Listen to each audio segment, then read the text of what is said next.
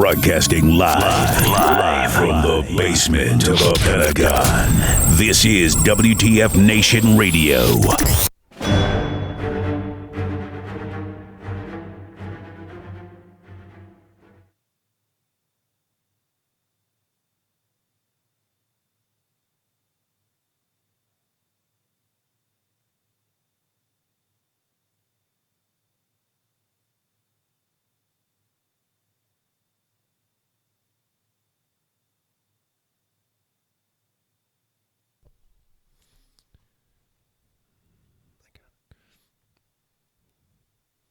Sorry about that, Nation. KJ, how you doing tonight? Oh, I'm doing just great. How you doing, Great Cloud?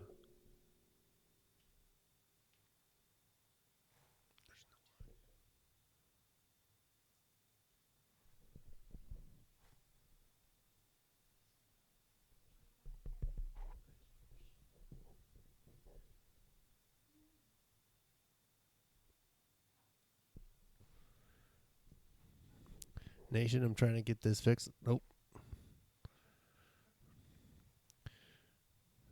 WTF Nation, sorry about that. Audio tonight.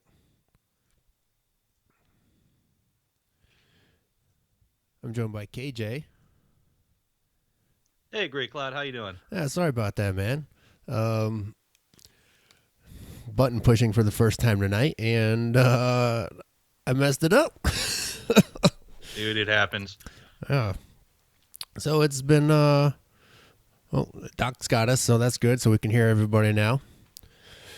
Yeah. So it's been a good weekend and a good start to the week, I guess. How was your weekend? Oh, my weekend was outstanding. I got to work and then I got to burn my retinas out on Monday. How about you? So for me, my weekend ended residency week, and I flew back and relaxed a little bit. And I too participated in the Monday festivities. And Nation, if you have been living under a rock for some reason, there was the Great American Eclipse that happened, and then so we're gonna share some of my my photos with you guys that I was able to take. That should be coming up on Facebook Live and Mixer here in a minute. But KJ, were you able to see totality? Oh, it was so cool. Like you had like watching it come in was incredible, but once totality hit and you actually could take the glasses off, that was insane. And then of course I'm sitting there like, oh, okay, I'll try to take a picture, and everyone's trying to say, oh, get ready, the diamond ring, and I'm sitting there going, wait, what? I'm looking for this ring in the sky, and it actually was the sun coming back out. So, hey, we'll see what happens in 20 years. Yeah, it's fine. It's fine. But so I the location I chose to escape to and to try and observe this once in a lifetime event was ended up getting cloudy. And it really pissed me off because right behind this cloud front was a big patch of blue sky, and the clouds never fucking moved. Right? So you can sit there and you're watching it. You know, you can tell it's starting to get dark. So it was all based on timing. So I'm watching it on an app I had downloaded to watch when it was supposed to start, and then based on the timing. So every now and then there'd be a break in the clouds. As you can see, a lot of my photos are cloudy. There'd be a break in the clouds, and you could grab a quick glimpse, right? And then you could see when totality hit. It was awesome. So I'm watching my my phone for the time on it, because you know science is very accurate for these things, and it was just amazing that totality hit. I think it was Jupiter I could see. One of the stars just came out, and it was just amazing, and it was awe-feeling. And then, as you can see in some of the photos, the clouds gave me a break and broke just enough so I could see totality, and it was fucking amazing. And I got some quick photos as best I could. And then some of the other ones are before and afters of it happening, and it was just awe inspiring, man. I really got to remember. I have a mute button. My bad. No, that was the coolest thing, and the weirdest part was like when totality started to happen. You had like for me because I have a big property. All the animals sat there and just like, huh? It just got really quiet. The crickets started, and the bees stopped flying for a bit because it was getting dark. They were all going to bed, and it was really weird. My dogs were inside. I was like, oh, I guess it's dinner time. I started barking for food when then the sun came back out, and they were all thrown off. Yeah. They say weather's a big part of it. The wind picked up. Like it was starting to get a little bit breezy, and then when totality hit, and it kind of was there, just a huge breeze. And I thought that was really, really odd. And then just like that, it was over, and it started coming out. And if you can tell based on which way the shadow, the crescent is of the sun, I got both sides of it, a little bit of both. But just being able to see the totality and the sun's cornea was really, really awesome. Yeah, it was the coronas, of the sun. Yeah. I don't know what it's called. It was incredible. Corona. That's what it is. Corona. Good job. But yeah. So, all right. So that was again. That was a great punctuation to a good week or a good weekend and a good week prior to me. Oh, and yeah. So I'll bring this up. If you guys ever plan on doing something like this again, you should, like there you go, cause in 2024, plan your drive. Plan to stay an extra day. So the location I went to, it was on average, it said it should be 8 hours, and to get down there, it did. It took me about just under 8 hours. I was moving pretty well in the Juggernaut, and got down there, parked, enjoyed the evening. Came out the next day and got ready. Coming back, it took me 11 hours, 10 and a half hours to cover the same distance. See, that's why like I scheduled myself specifically yesterday and today off because we had 4.1 million people in Nashville, and I knew the roads today. I could hear it from my house, which is about a mile and a half away from the major highway with a bunch of tree coverage, and I can hear the horns honking and the beeping going all the way up north and to the west. It was insane. Yeah, it sucked. Oh my god, it sucked. What I would recommend from the people that were around me, go to the smaller towns. Like we have people coming to my town because it was not Nashville because I live on the outskirts. Yep. And go to the smaller towns that are going to be in that path. Help their economies. Nashville and Raleigh and all those cities, they don't need it. Go help, the Jonesvilles and the Billyvalles and the whatevers. Yeah. Yeah. So I want to say it's Carbondale. It's big promotion for like, for the last year or so. They're calling themselves the Crossroads of the Eclipses. Because the two paths, the one on Monday and then the one that'll happen in 2024, will cross right there at Carbondale, Illinois, and that's been their big billing. But right south of Carbondale, this little tiny town is the actual intersection of the two centers of the paths. So you want to support small towns, go find that town. Granted, they'll probably be flooded next year. But we'll see what happens in 7 years. I mean, I'm just glad because it is my 6th extinction event I survived. So the next one in 2024, I get my first coin for it. I'm all excited. I hear if you get to 14, you get a ribbon, and if you get to 21, you're getting an AAM. So that's pretty impressive. I know, right? Yeah. But All right, so that's pretty awesome for worldly events, I guess, if that's the word we want to use right now. And Doc in Mixer Chat, totality has been used for a long, long time to describe that event. So there. Let's see here. Let me. All right. So what's been going on in the news? Have you been tracking anything? Oh God, I'm telling you, we've got to set up for a bad joke. Oh You yeah, know, for tonight's topics, yes, we do. yeah, yeah, yeah. Trump and Bergdahl and McCain all walk into a bar. Yeah. Who's got the better Bum, bum, story? ba-da. Right. So I would like to start this evening about the Commander in Chief's address to the troops at Fort Myer on Monday night. The tone was very measured. The words were cutting, and I think it's what needed to be heard from the Commander in Chief at this point. With that being said, he didn't give away a whole lot for us to try and dig into. All the experts are projecting.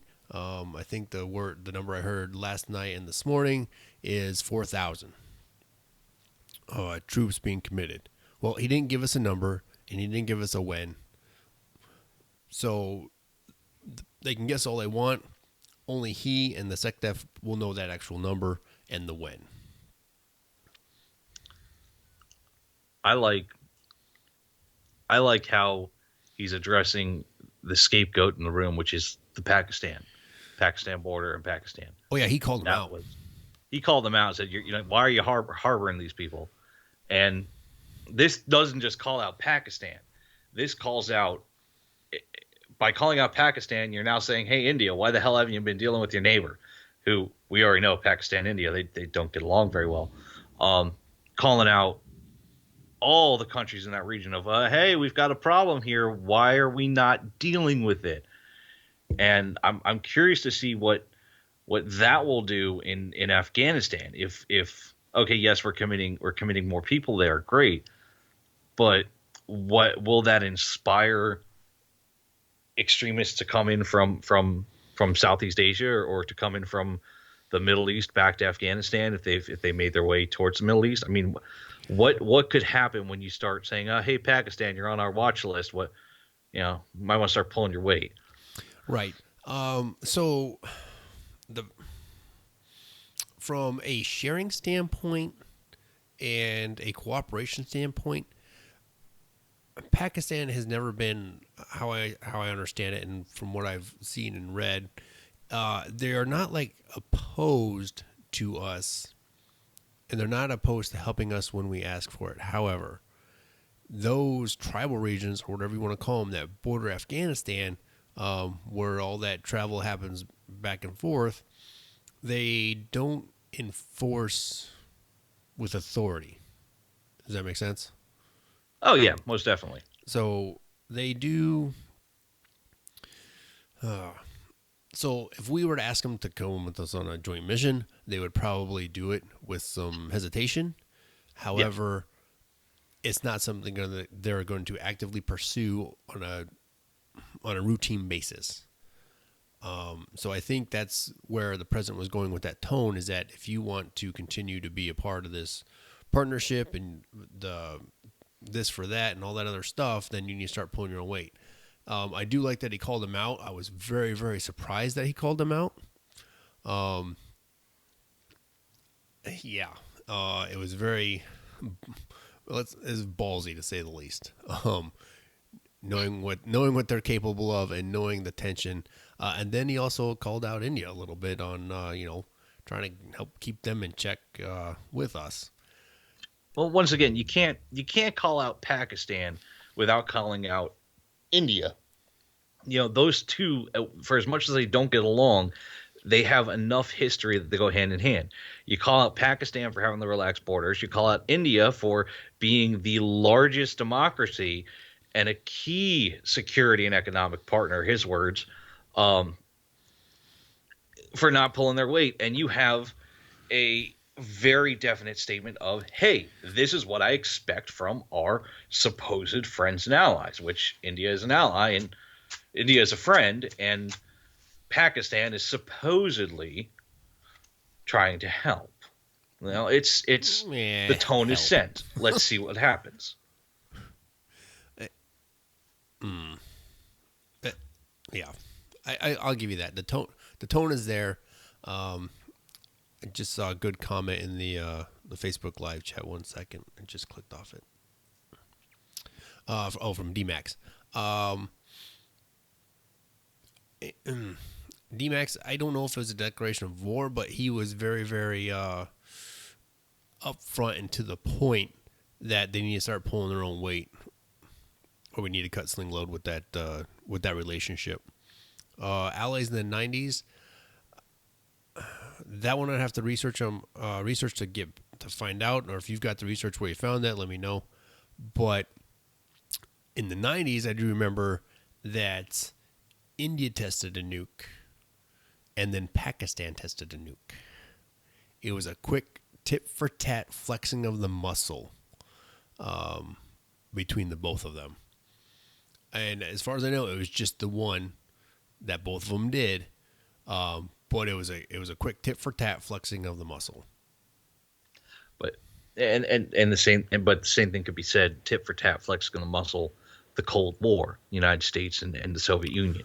We flexed our muscles pretty heavily. Those two countries never have moved past those relations. There's very little going on that is really hardcore positive between India and Pakistan, and this could, between the two, just by President Trump calling them out, this could rise those tensions of, Pakistan going, oh, what the fuck do we do with U.S.? And then India going, oh, what the fuck do we do with Pakistan? And then with that mindset, I don't know. I've never gotten to play with the Indians. I've never gotten to really go to there and see what that area of the world is like. But the reading of the geopolitical situation there is just, God, no, fuck that. I'd rather bury my head in fucking Tibet. Find me a Yeti. Go climb a mountain, maybe. Yeah. Climb that one mountain. Yeah. That'd probably be easier. Right. So going back to his speech here, he said a lot of things. Now the speech was very short and concise, and I think it really drove that message home. The one phrase I really, really picked up on is that when he said he had put money, he's looking to spend billions of dollars back on things, he specifically mentioned nuclear weapons. Really? Yeah, hold on. I've got the transcript. I'm trying to find it in there. My system's a little slow, or the website I'm on is a little heavy. I'm trying to find the context in which he said it too. That would. Do you remember what context he said it in? Right. So he's talking about increasing spending in the billions of dollars for the department, for the defense. Mm-hmm. Looking for money. Of course, that's the one thing I didn't bookmark in the article of, oh, hey, look, this is important. That's what I get. Here we go. In Afghanistan and Pakistan, America's interests are clear. We must stop the resurgence of safe havens that enable terrorists to threaten America. And we must prevent nuclear weapons and materials from coming into the hands of terrorists and being used against us or anywhere in the world for that matter. No. That's not the context I heard it. Hold on, I'm trying to find it. Oh, here it is. Okay. Under my administration, many billions of dollars more is being spent on our military.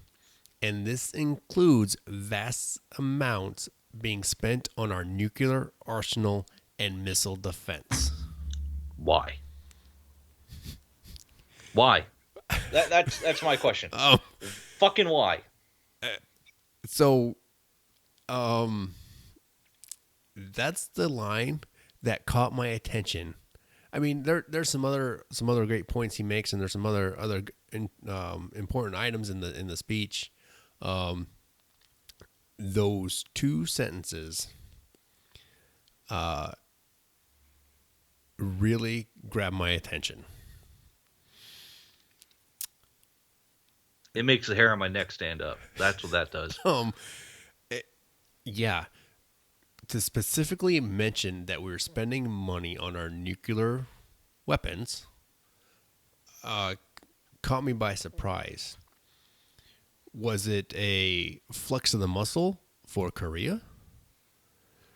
Was it a flex of the muscle because we know deep down inside we know that Pakistan probably has a nuclear weapon of some kind? You don't. The problem with a weaponized deterrent, which is the nuclear arsenal, the biggest problem is it stops being a major deterrent for one side when the other side has it. Well, how many fucking countries have nukes now? It's no longer a deterrent. It's a well, if you launch them, I'll launch them. Well, if you launch yours, I'll launch yours. Well, you're not involved in this. Oh, well, I think I might just get involved. We don't need more fucking nukes. No. I get missile defense. I'm for missile defense. I'm not, because fuck North Korea. But I'm not for more fucking nukes. That makes no goddamn sense. What's the fucking expiration date on a fucking Minuteman? The warhead? Yeah. As long as it's not bleeding half-life, it should last a long time, and it's in a cold state. I'm just saying, it's yeah. Not gonna lie, I just went to Google it, and the first thing it was, "Hey, Minuteman, Harley Davidson, are you looking for a motorcycle?" No, fuck you, browser. Not history. right now. No. Moving back to the nuclear arsenal, fucking. So that's the one that really. That's the line that worried me the most, right? Is when he dropped those two lines in there that he's spending money on the military. Got it. Great line to throw out there. Billions of dollars. It was an uptick of was it 54 billion? I think is what it was. But to specifically say nuclear arsenal and missile defense that we're spending money on, that's the one that worries me. It's. I don't know. I'm not thrilled about it, but Jesus Christ. I'm thrilled about the missile defense, because if we can intercept, then we have a new deterrent, which is, hey, if you launch, just know we can stop it, and there will be consequences. Right. So if we want to look back at where the deterrence was for the Cold War with the Soviet Union, the deterrence was mutually assured destruction. Okay. Or MAD, because that was the plan. There was no, and if you guys ever saw the movie War Games or whatever it was, the computer that hacked the codes and was doing all this other garbage, there was no scenario where the U.S. and the Soviet Union were not annihilated. Okay, because of the mutually assured destruction policy. But what it did do is it did keep each other in check, and the whole first strike thing that we talked about a couple weeks back kind of was there, but it was kind of stale. North Korea, on the other hand, probably does not have near the number to have such a policy against us. So I would not be worried about a mutually assured destruction policy against North Korea.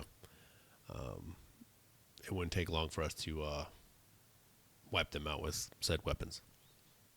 Yeah. Doc, where are you going with that comment in the Mixer chat? A few years ago, we shot and hit an asteroid in space to offset its trajectory and prevent it from hitting Earth. Yeah, I remember that.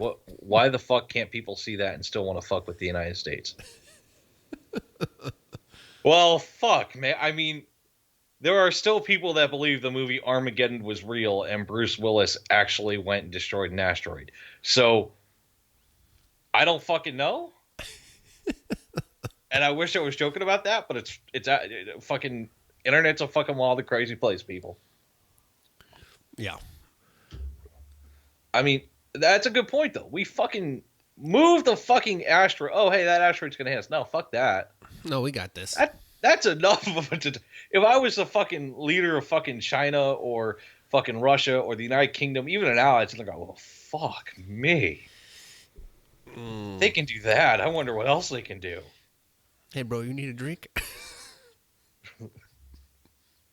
Do I need a drink? No, that would be the response. Oh, we hit it with a rocket. Yeah, dude. Yeah, we'll get you with a drink. Come on over. Yeah, no. First round's on us. Don't you ever worry about buying, US of A. Oh, thank you, Canada. That's very nice. See, we brought over Tecate and Coronas. Oh, wonderful, Mexico. We take all our people back. Can you keep the stupid ones? Yeah, we'll put them in California. And they're not already there. Anyway, but so going back to the whole context of the speech, I haven't seen any of the news today about it. But the measure and tone in which he delivered it while there at Fort Myer, I think was what we needed to hear, what the military needed to hear, and what the nation needed to hear. After we're done and over, but I would like to go back and see what some of the pundits or the experts are saying about how he opened the speech itself. Okay, which was from what I heard after during the speech and after the immediate analysis of it, it was a quick. It was a combination of the Charlottesville event. Why would you say that? The tone and the words he was using to describe the family and the life that vets and service members have with one another. Right? There is no gender. There's only soldier. There is no color. All there is green. That whole line is what he was going after, right?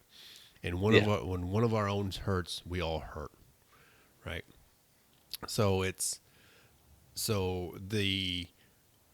it made sense after I heard them talk about it that way. I kind of had an initial reaction on that he was trying to drive at originally, and then some of the other analysts thought the same thing. So that's my thoughts now, more solidified based on what the pundits are saying. And oh god, I might get crucified for this one, but the most important thing is this strategy that he announces, along with his tonality of it. We are all of, the military is one color, green. We don't see the craziness. We don't see the stupidity, even though they are trying to make it a social experiment. President Obama said the same thing. That's what drives me nuts. It's the same. It's not the same exact speech, right? But it was said in the same manner, and the same thing: pressure on Pakistan, conventional military force. It's that we all bleed green, we all bleed red, white, and blue. To a point, there's rhetoric, but the way that I'm reading this, because I have not gotten to listen to it. I was occupied yesterday, right? But if you get a chance, listen to it.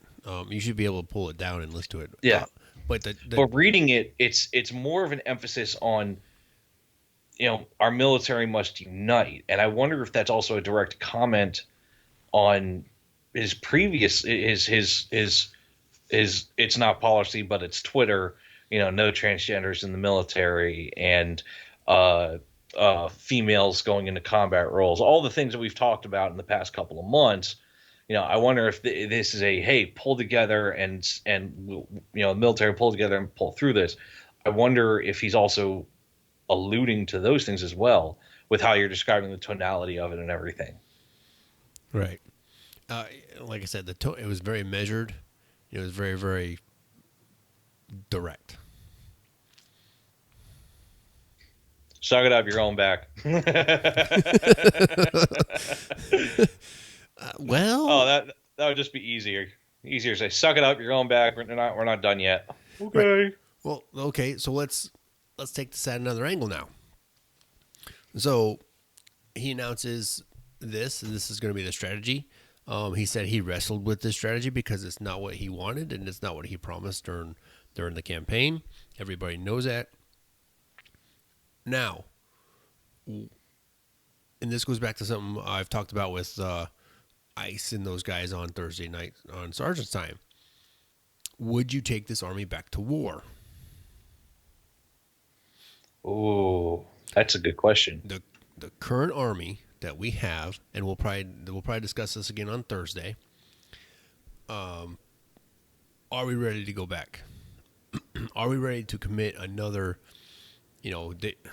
Everybody's throwing numbers out there, but nobody really knows who's going to go and what numbers are going to go. However, the numbers that they would need or they want or should have out over there should be at the height of both, right?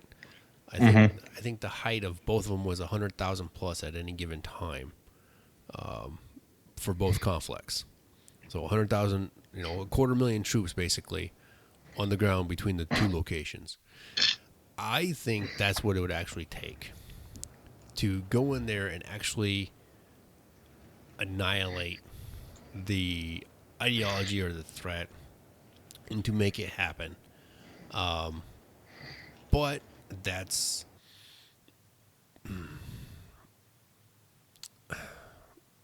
me, and that's what I think.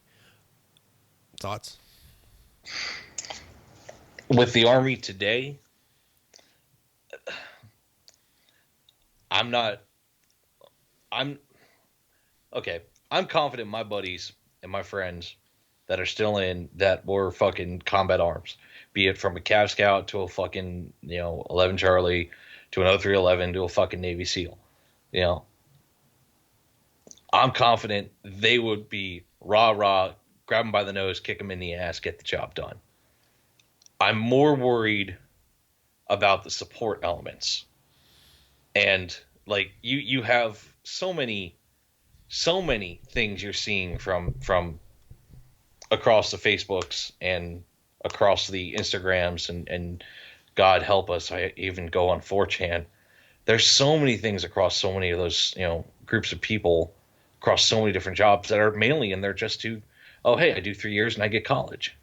Oh, hey, I do 3 years and, or I do this many years and I can get this, or I do this and I do this. They're looking at what they can get out of it quick and easy. 3 years is not much compared to, an 80 or 90-year lifespan. Right, but we saw that going to Iraq and Afghanistan. Remember all those kids that I only signed up for the college money, blah blah blah, and then you start seeing conscientious objectors trying to fucking, get the fuck out of the deployment and whatever else it was that's going on. So, I don't think that's how changed. would you deal with that first though?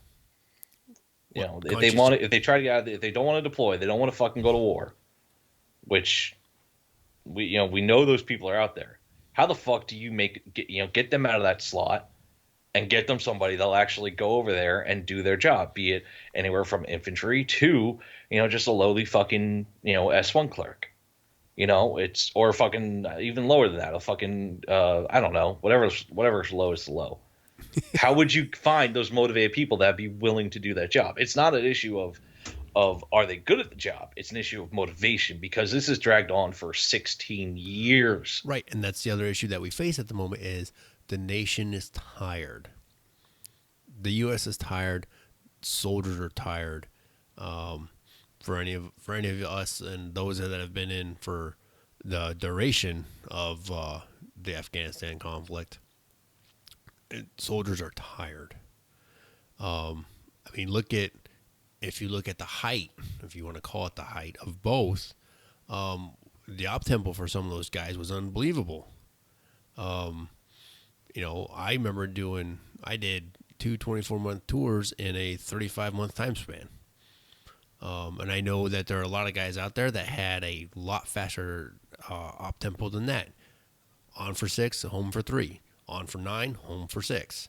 Those were those specialized guys, and they did what they needed to do to accomplish the mission.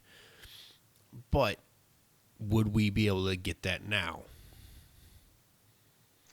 I don't think so. And Doc brings up a good point. I think that in the mixer chat, he says, I think that the soldiers and all of the armed forces have a better state of morale with the new SecDef, which is correct. Secretary Mattis is Mad Dog Mattis. He's a fucking legend. However, who cares? And this is going to sound callous. I'm fucking Joe Snuffy from fucking Cincinnati, Ohio, signing up to be a fucking Seaburn specialist who's never fucking heard about fucking Mad Dog Mattis or knows about his accomplishments. For combat, he's fucking hua. Fucking infantry, armor, we all fucking suck his dick like he's the goddamn Green Weenie himself. But for random people just joining in... That's awesome. Sorry, keep going. Random people are just joining in, in the past, 2-3 years. Who the fuck is Mad Dog Mattis? It's like General McMaster, who's now Chief of Staff. McMaster's Chief of Staff. Am I right about that? No, McMaster is the National Security Advisor. No, National Security Advisor. I know who General McMaster is. I broke bread with General McMaster. Fucking Seder. It was a great fucking night. We drank fucking Manischewitz wine and got piss-ass drunk. Whoa, time out. When were you under the HR? I think we've talked about this before. Basic training. Oh, okay. Yeah, basic training. It was OSUT, and he came out for Seder, and he sat at our table, and he was fucking fantastic. Oh yeah, loved him. I would treat General McMaster the same way I would treat Mattis. Gladly with open arms and open mouth. But for a lot of new guys that are just seeing them in these political positions, for the past, they're 17, 18 years old, 19 years old, and they only know them from politics. And most people, when they see someone in a political position, assume politics. Mm-hmm. Morale with General Mattis, I think there's been a big boost. But once again, you can't just think of the morale of a small minority. You think of the whole army as a whole, the whole Marine Corps, which they're fucking sacrificing pigs and shit every fucking day to fucking General Mattis. So whatever, the Navy and the Air Force, you got to think of all of them and how their morale is, and how, oh hey, President Trump just said we're going back to Afghanistan. How do you motivate all those guys that are not going to be doing a cool job overseas? That are not going to be fucking kicking down doors, are not going to be dropping JDAMs or fucking A-10 runs, or direct action ranger, shit like that. How do you motivate them?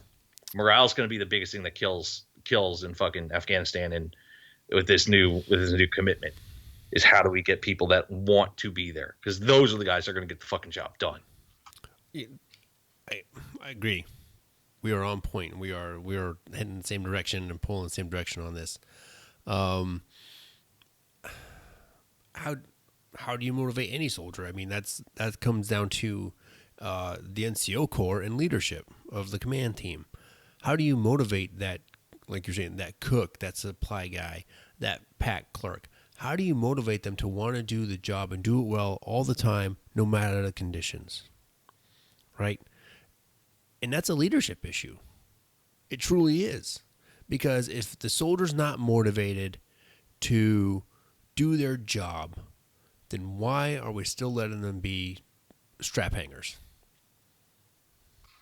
That's a great solution. You get the ones that don't do their job or don't want to do their job. Get them the fuck out. There's ways for them to get out. But you got to also think, with that being said, they don't want to get out. Because they want they want free, or they have another ulterior motive, whatever the fuck that is, or they're just tired. God forbid you get that sergeant first class, or the lieutenant colonel that's just sitting there going, oh god damn it, not again. Starting to hit that breaking point. How morale as a whole is especially now that we're recommitting. That's that's a problem in of itself. And it's just they want a guaranteed paycheck. It's some of them join up with valid reasons. Like I can respect the person that's honest and says, "Hey, I'm joining up because of free college." Afterwards, oh, okay, cool. At least you're upfront with me. As long as you fucking do your job, competently, I'm not gonna be upset. Right. I got it. That goes back to the whole thing. Lead down range. Put lead down range. Put lead on target, and call it a day. Do whatever you want. But when it's time to put lead on target, you fucking better be there and be doing it. Yeah, yo.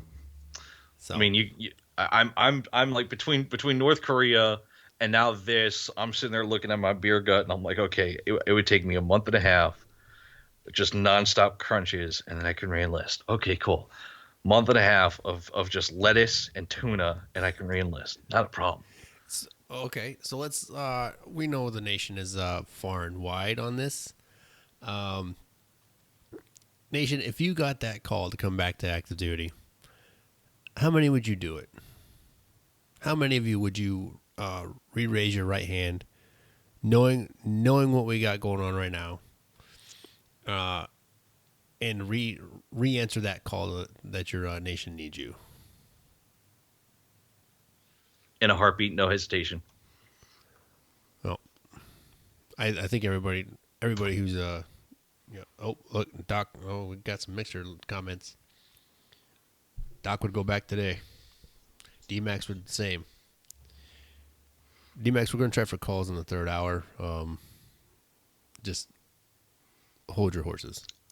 I would take my own weapons and ammo along with Doc. I would fucking do that. I would bring shit that I fucking know and love. I bring my fucking weapons and fucking rocket.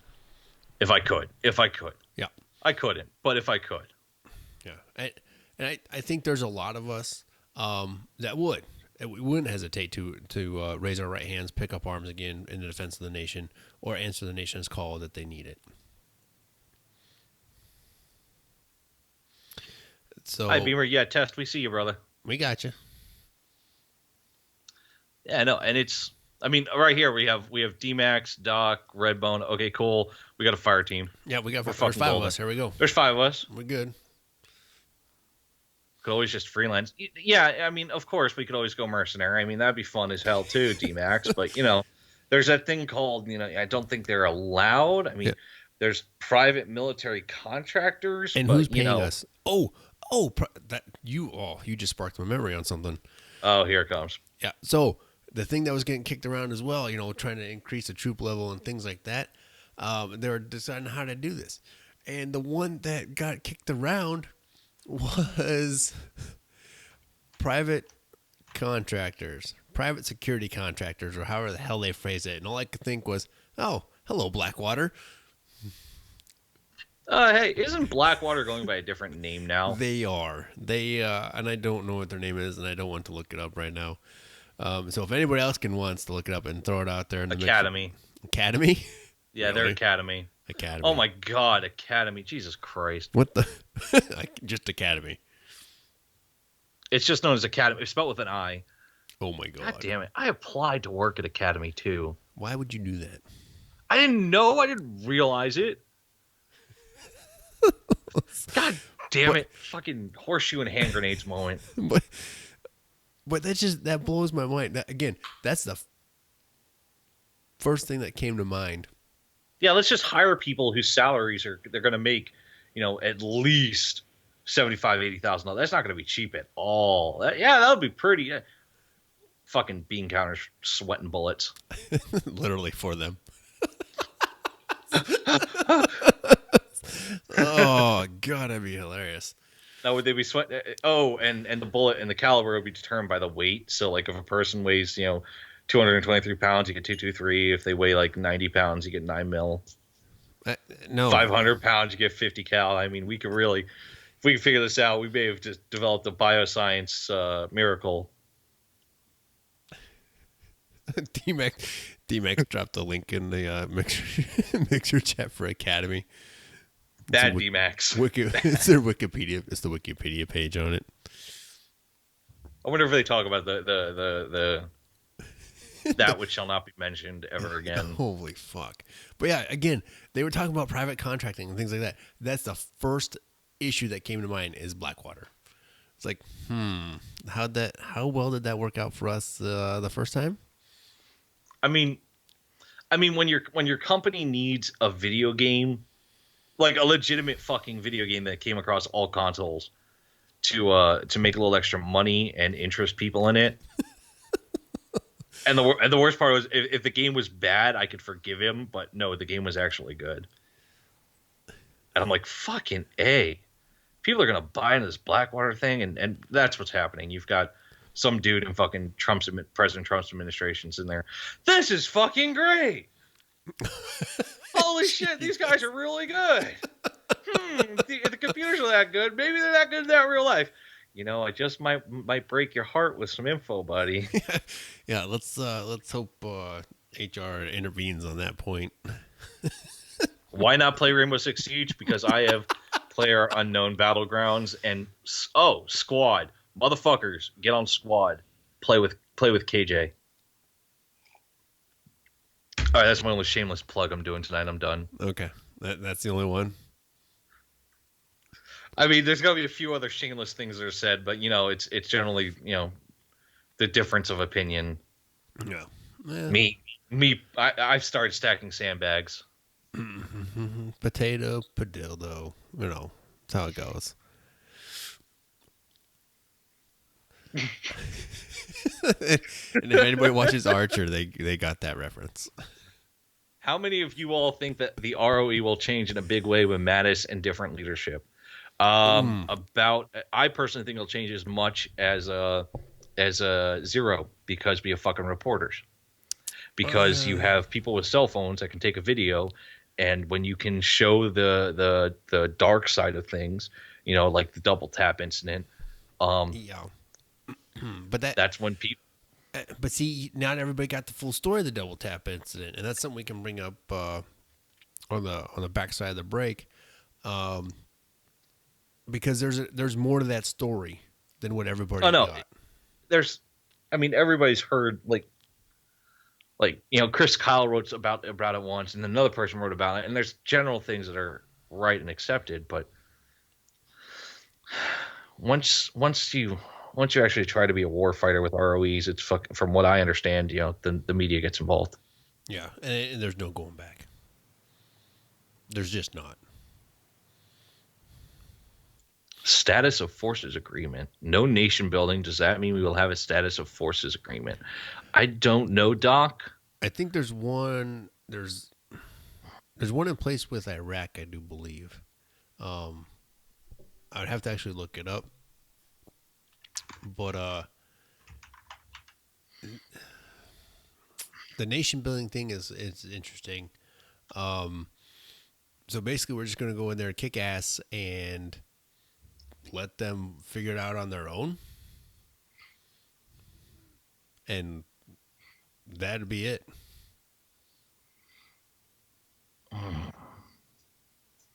I mean, I don't. Yeah, kill terrorist. Let's kill terrorists. We'll kill a single. Roger that, Doc. I'll relay it to my guys. We'll let people know we'll kill a single terrorist. That'll solve all the problems. One's all we got to get. One. I mean, that was the issue in 2001, and then a new head came up, and then we got the new head, and then a new head came up, and it's I don't know.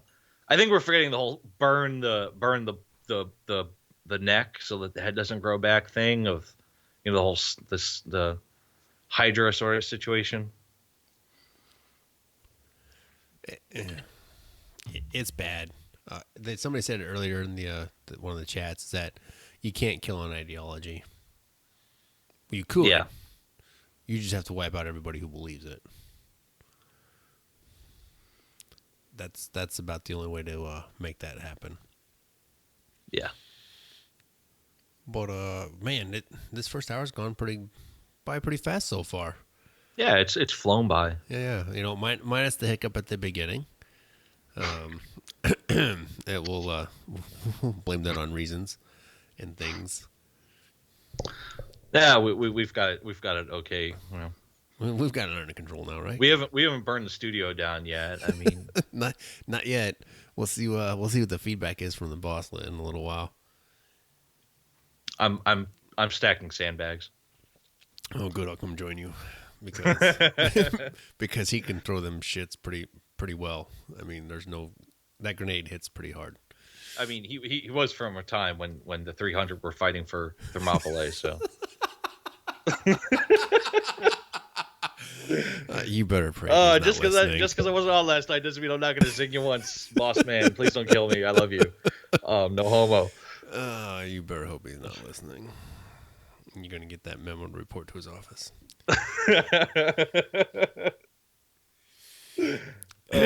Anyways, back on the farm. But yeah, so nation, just so you're aware, so coming up in the next hour or so, we'll be talking about everybody's favorite individual, and we'll let you just stew over the name because we won't mention it yet.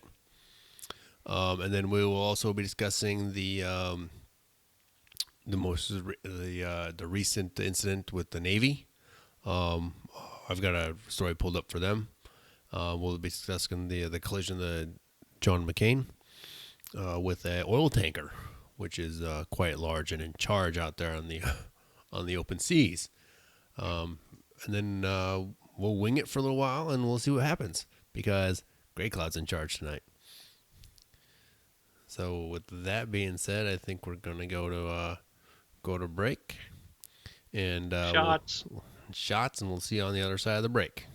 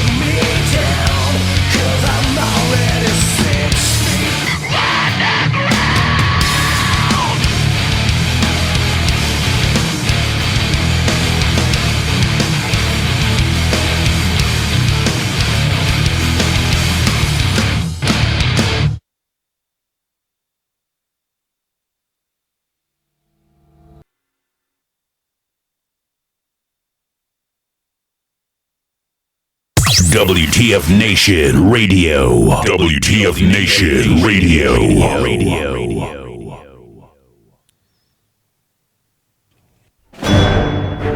All right, Nation, and we are back from our break. And we're going to start the second hour here. And we're going to talk about some pretty awesome awesomeness. Not really, no. So, KJ, what do you think of said situation going on with said individual? I want to let you know that during the break, I have reinforced my sandbag office with some metal poles and my legal beagle brain is going because I just want to. Okay, I'll just read the fucking headline and then I'll diatribe and rant. Okay. Bergdahl, who fucking could have guessed that one?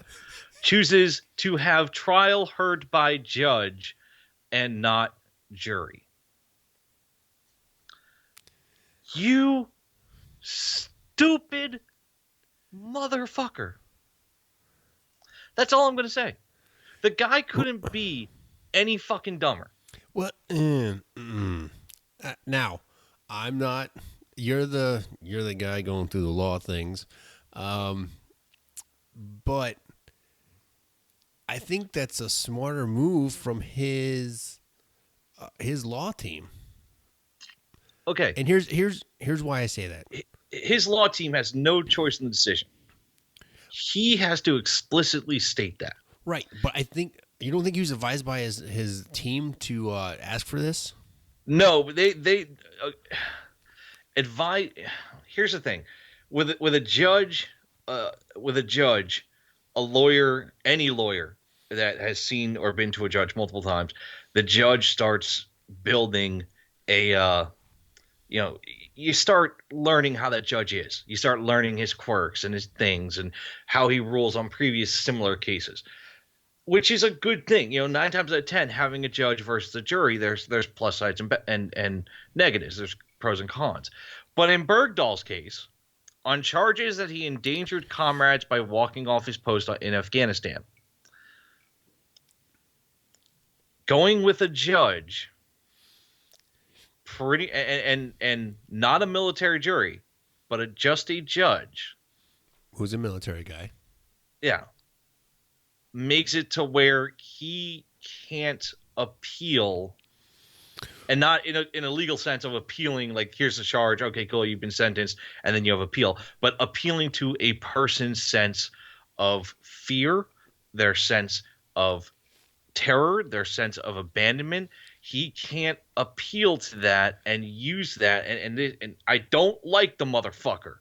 I think he's a shitbag, but when it comes to law, I have to be neutral, and he can't he has less of a chance of being able to go to a judge and saying, oh, I was afraid, oh, I was scared, oh, I didn't know what to do, I didn't know what I was doing. Because the judges usually are older gentlemen that have been there, done that, and heard the bullshit. Right. Juries are made up of regular people that not all of us have. Even military juries. It's one of those things of he's God fucking. But then again, if he goes in front of a jury, they'll probably be trying to jump over there and strangle him. And who in the military has not heard of Sergeant Bergdahl? Yeah. So here's my take on that, and I'm on the opposite argument for you. Again, I am not a law person. This is just based on feeling and instinct. Okay. You find me 12 individuals, 12 peers or superiors, because that's what the jury's made up of, who will give him a fair shake. Find me 12 people who will listen to the facts as presented and not sit down in that jury box and then that deliberation room already biased against the individual. And the easiest way to do that is draw from brand new people coming into the military, be it your officers, be it brand new second lieutenants. You know that won't happen. It won't happen.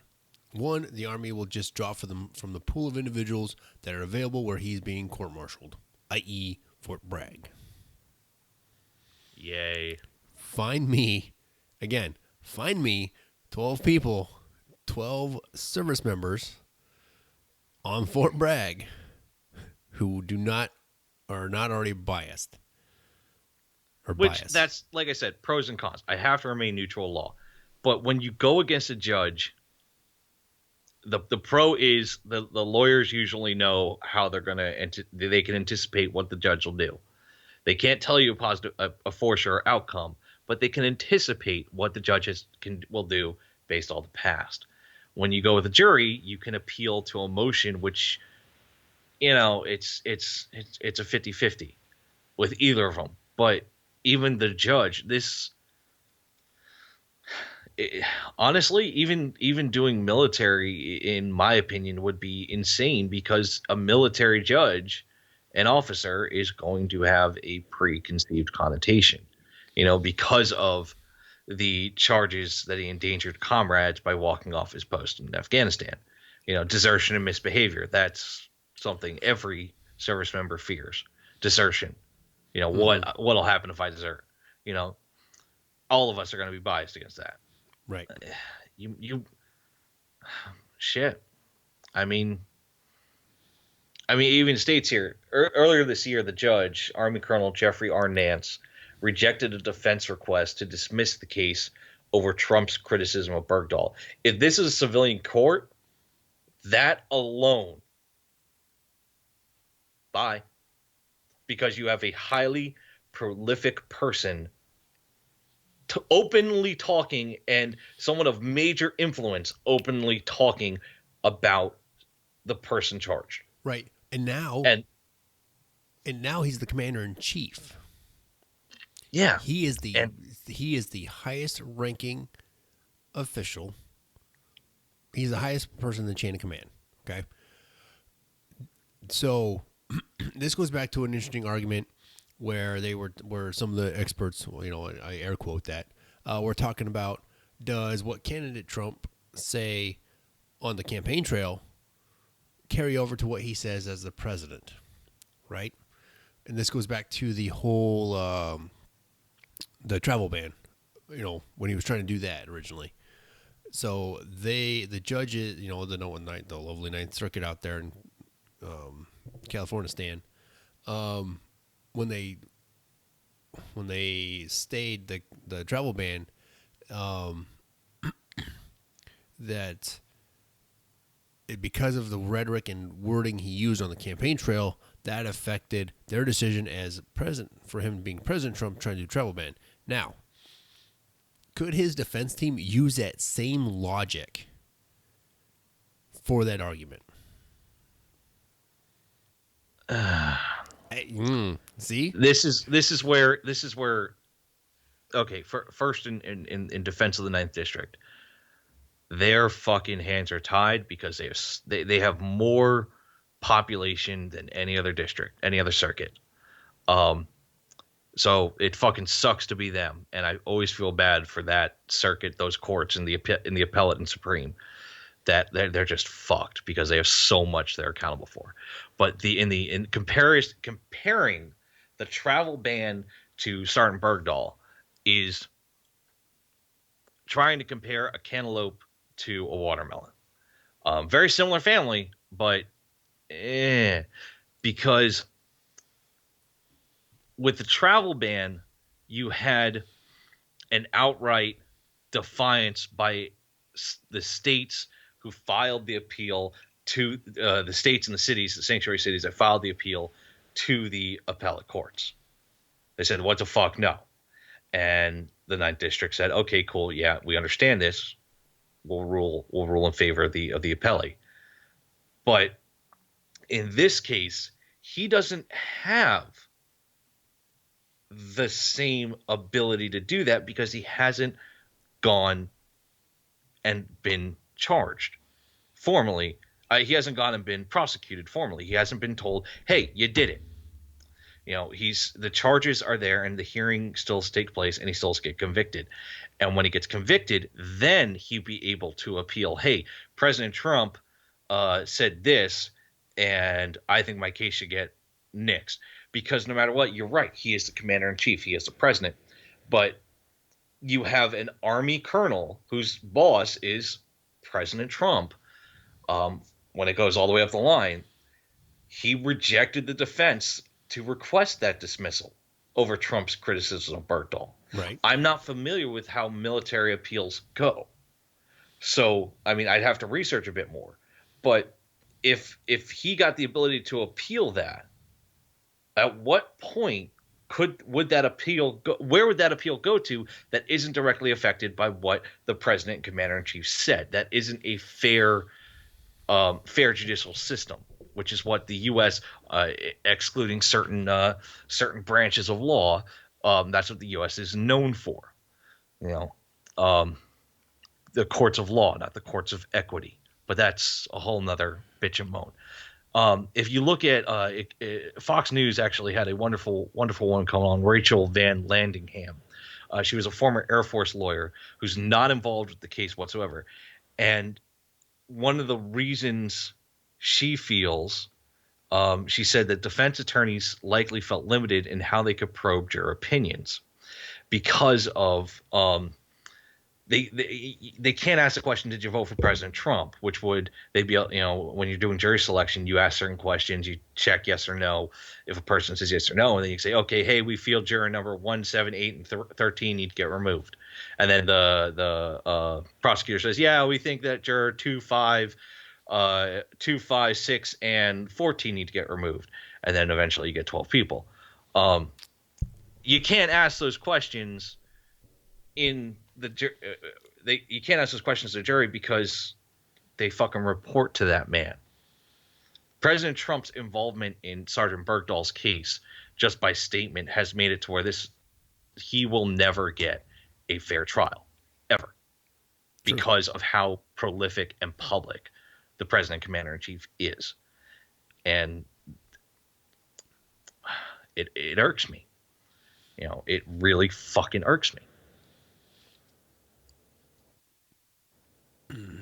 I'm fucking defending a shitbag. Oh, that yeah. even Ooh, bothers me look more. at you. Oh, you see, you're gonna be a great public defender. Look at you. Not that Don't you fucking start with me, man.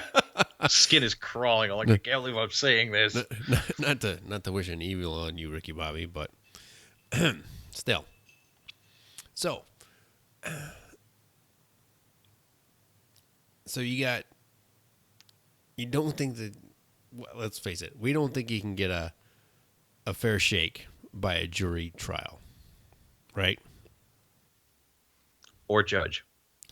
Or judge now. However, if the lawyers are savvy, which I do not doubt they are, I think they can. The advantage is it's the judge they have to convince based on law, right? So, yeah, and they've. The other thing is that Nance has demonstrated up to this point the ability to show that in his pretrial rulings, he's a very fair officer of the court.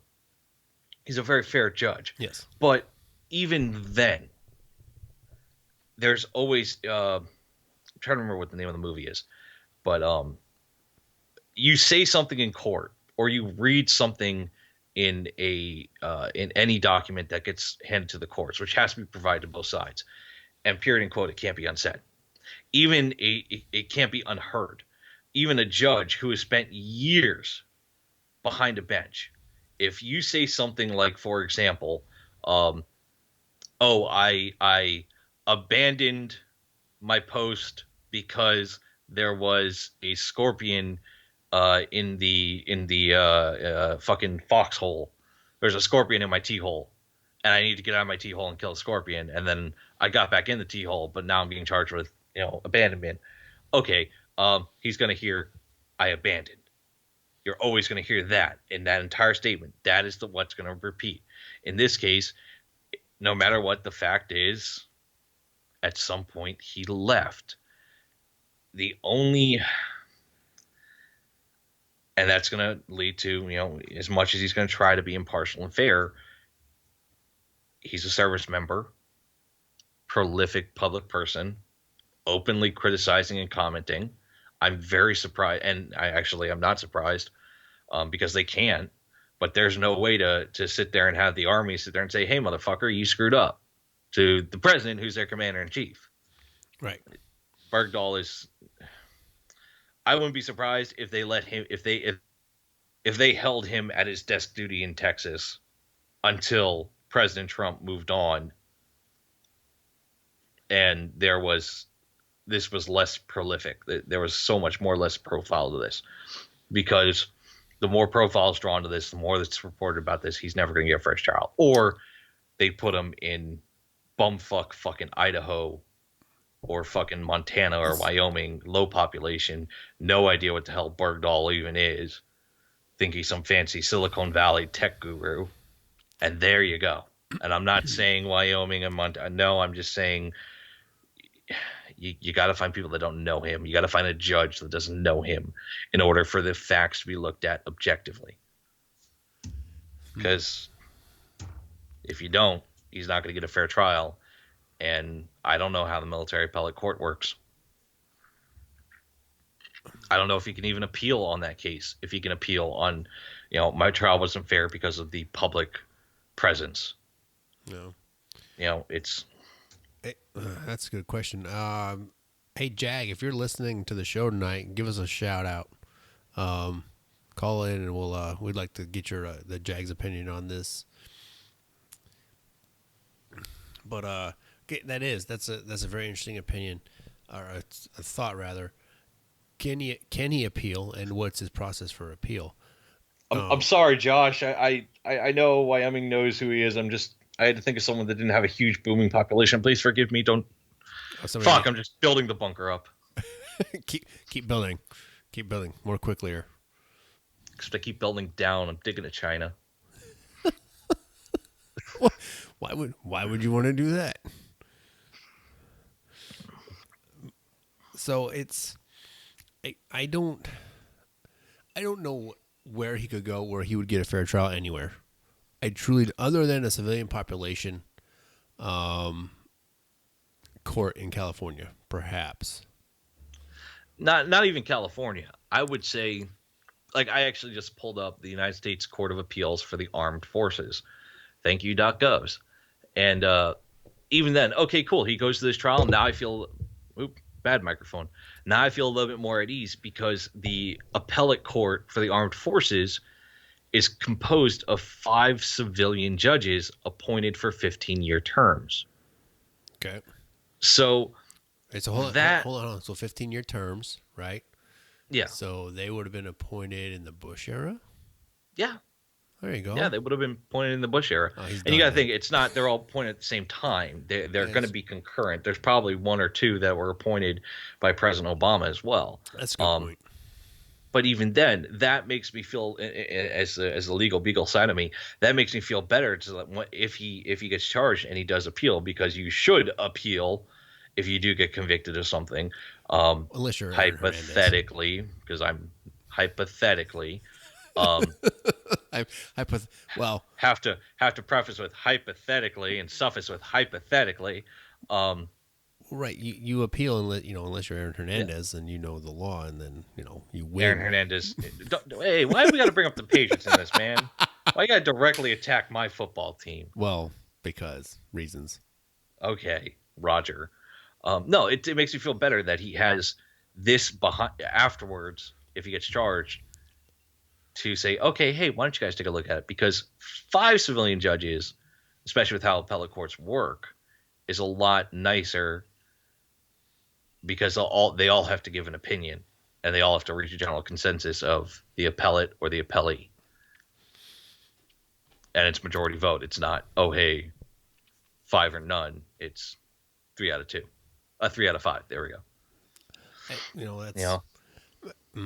That's where he'll get his fair trial, is in the appellate court. Hopefully. I don't fucking know. God damn it. let's just you know Thanks, what? Trump. You've ruined my legal beat. You've driven me legally insane. Let's just throw darts at a wall and call it good, right? Do you even? Oh my God, Doc, is he truly a sergeant? Do you even PLDC, bro? Do you even WLC, bro? Where is his NCOPD ribbon? I want to read his NCOER. No, because he that was What is during that whole time when guys got promoted without PLDC or WLC because reasons. Yeah. Doc asks what is usually asked during jury selection. Like if you're in a murder case and it's involving a firearm, they'll ask, "Hey, do you like firearms?" And you say, "Yeah," and that could disqualify you, or that could qualify you. It depends on who's asking the questions and whatever. And Sounds what like the good reasons are. rating bullet comments red bone. I'm so confused. Oh God, I'm so sorry for not following the mixer chat. Please forgive me, guys. Yeah, jury by his peers, so all 11 Bravos would almost likely say guilty. Yeah, more than likely, D-Max. Oh, in a heartbeat. I mean, they would walk in the door, have coffee for 5 minutes, and then come back out. I'm pretty They sure wouldn't that's have how coffee for 5 minutes. They open the window, light up a cigarette, put in a rig of dip. This motherfucker. Look at what he did. How long do we have to be in here at least? We have to be in here at least for 15 minutes. Son of a bitch. that could be dangerous that they're left in there for 15 minutes. I'm just saying. I mean, See now, what's okay with that? It's some brag, and it's not on Campbell because they might find rope and rappel out the window.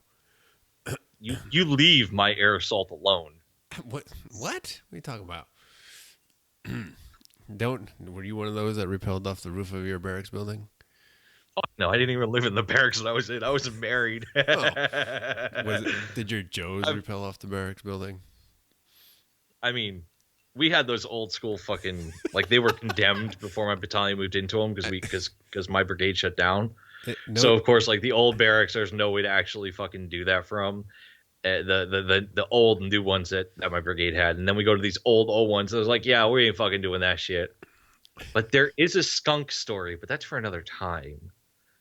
We don't need to talk about skunks with Broy Bergdahl. It stinks enough already. Yeah. So Doc show up and act drunk, say you walked in from the local pub park bench since 2 a.m. Oh, God. Mixer chat, you're killing me. yeah. So go ahead. You first. Sorry, Josh is responding in the Facebook chat. Almost spilled my beer. Josh says he is going to get fried no matter what. At least I hope so. I was in country when he did that junk. And he also says if he got off, he would have to never go in public. Too many vets know who he is. And that's too many people do know who he is, but we have to set the example. We can't just beat the ever living Jesus out of someone just because of what he did. If he goes to prison, he served his time and paid his penance. I'm not going to beat the shit out of a person that just came out of prison over something that I personally did not like when he served his time, served his penance. Right. That's not how, as a society, we need to react to them. We are no better than the Antifa, the Black Lives Matter, the white supremacists, etc. No, Then we're in the same group as them. I agree. And that's the whole the whole point behind due process, right? He paid his debt to society. Let him fucking be. Now, if I know people, and here's the other side of that coin is, if he is found not guilty by the judge, or if he's convicted and it goes to the appellate court and they overturn the conviction, that's the process that we have in the U.S., and that's the decisions that we live with. And a lot of people have a hard time coming to grips with that when it doesn't go the way they think it should. And that's why we have the social justice warriors out there now who are all about all this garbage and all these other items that they think they are right and they're wrong. No, that is why we have a justice system. Okay? And and I like your opinion on this, KJ, is it can go either way, but it's better to let a guilty man walk free than to convict an innocent man.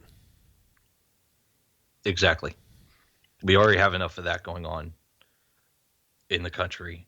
I mean, fuck. Best example is OJ.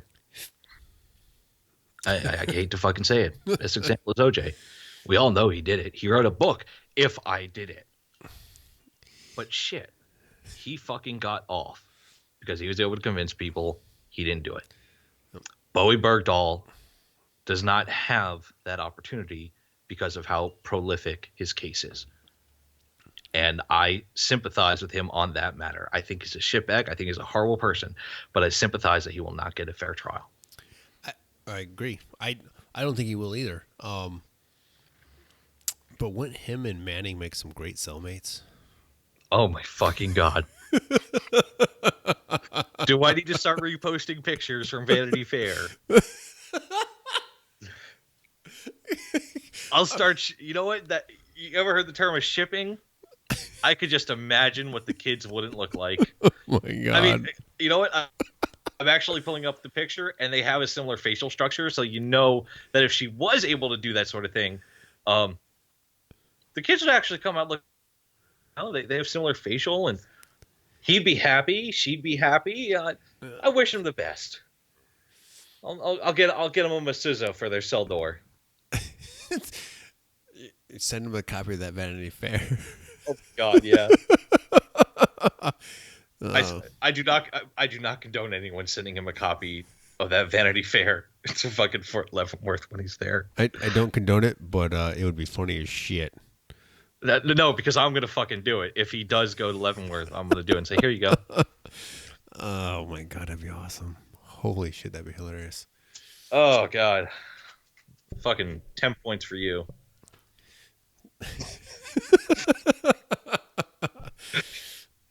Care package. This one. Care package for Bo Bergdahl. Oh look, it's another 100 copies of Vanity Fair, graced by the cover of Manning.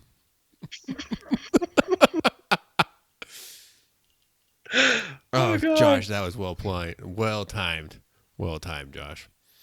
We'll ask fucking ask Mud Puppy or anyone else on staff. They got any friends that are stationed there? Oh, I do actually, and I might have an in specifically. Constant 24 hours. Like he gets it during mail call, then around like 10 o'clock at night. Hey man, I got something for you. Pushes it through the cell door.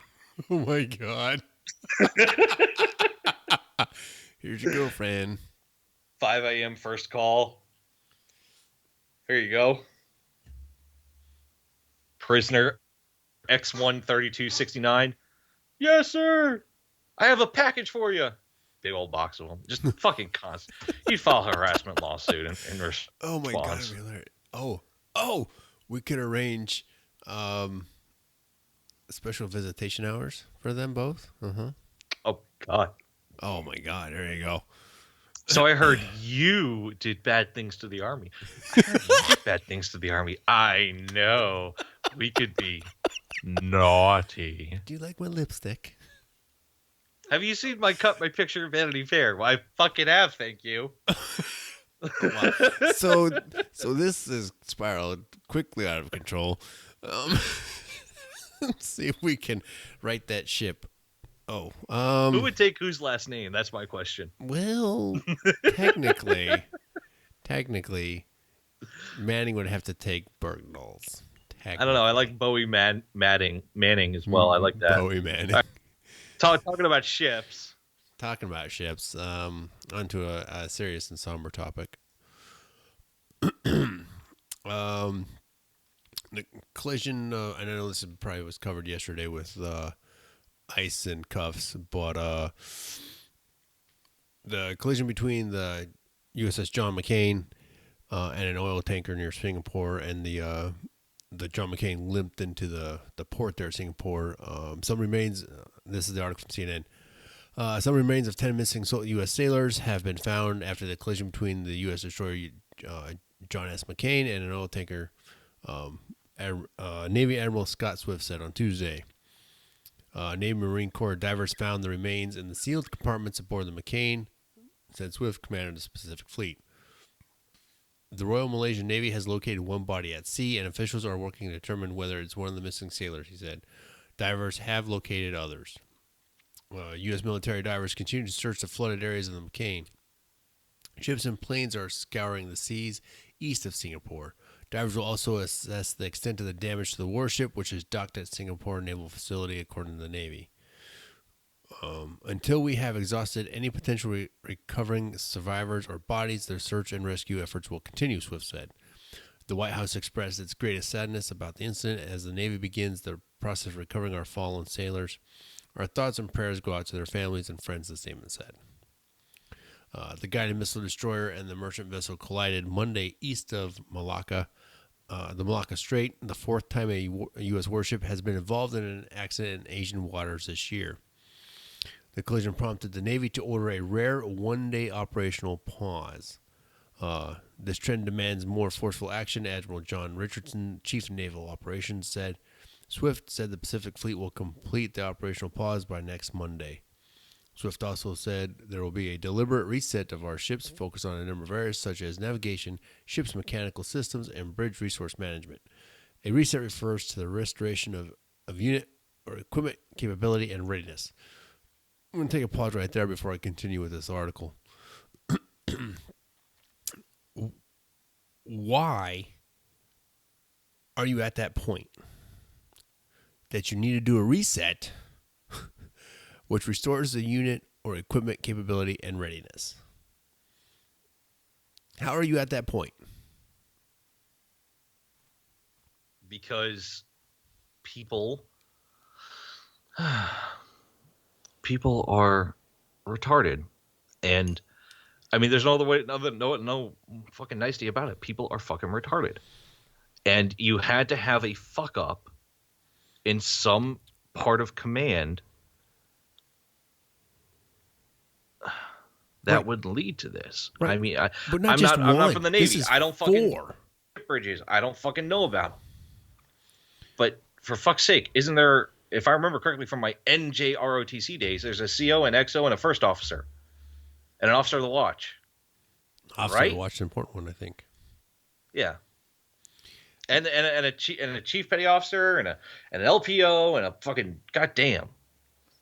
If I'm remembering fucking command positions correctly. Remember, it was years and years ago when I was in high school.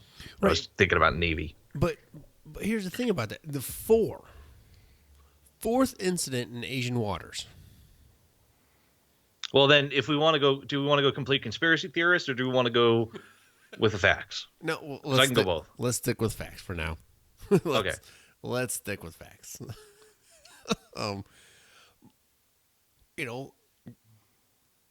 And the major one before this was the collision of the, what the hell was that? Jesus, which ship was that now? I'm trying to look it up.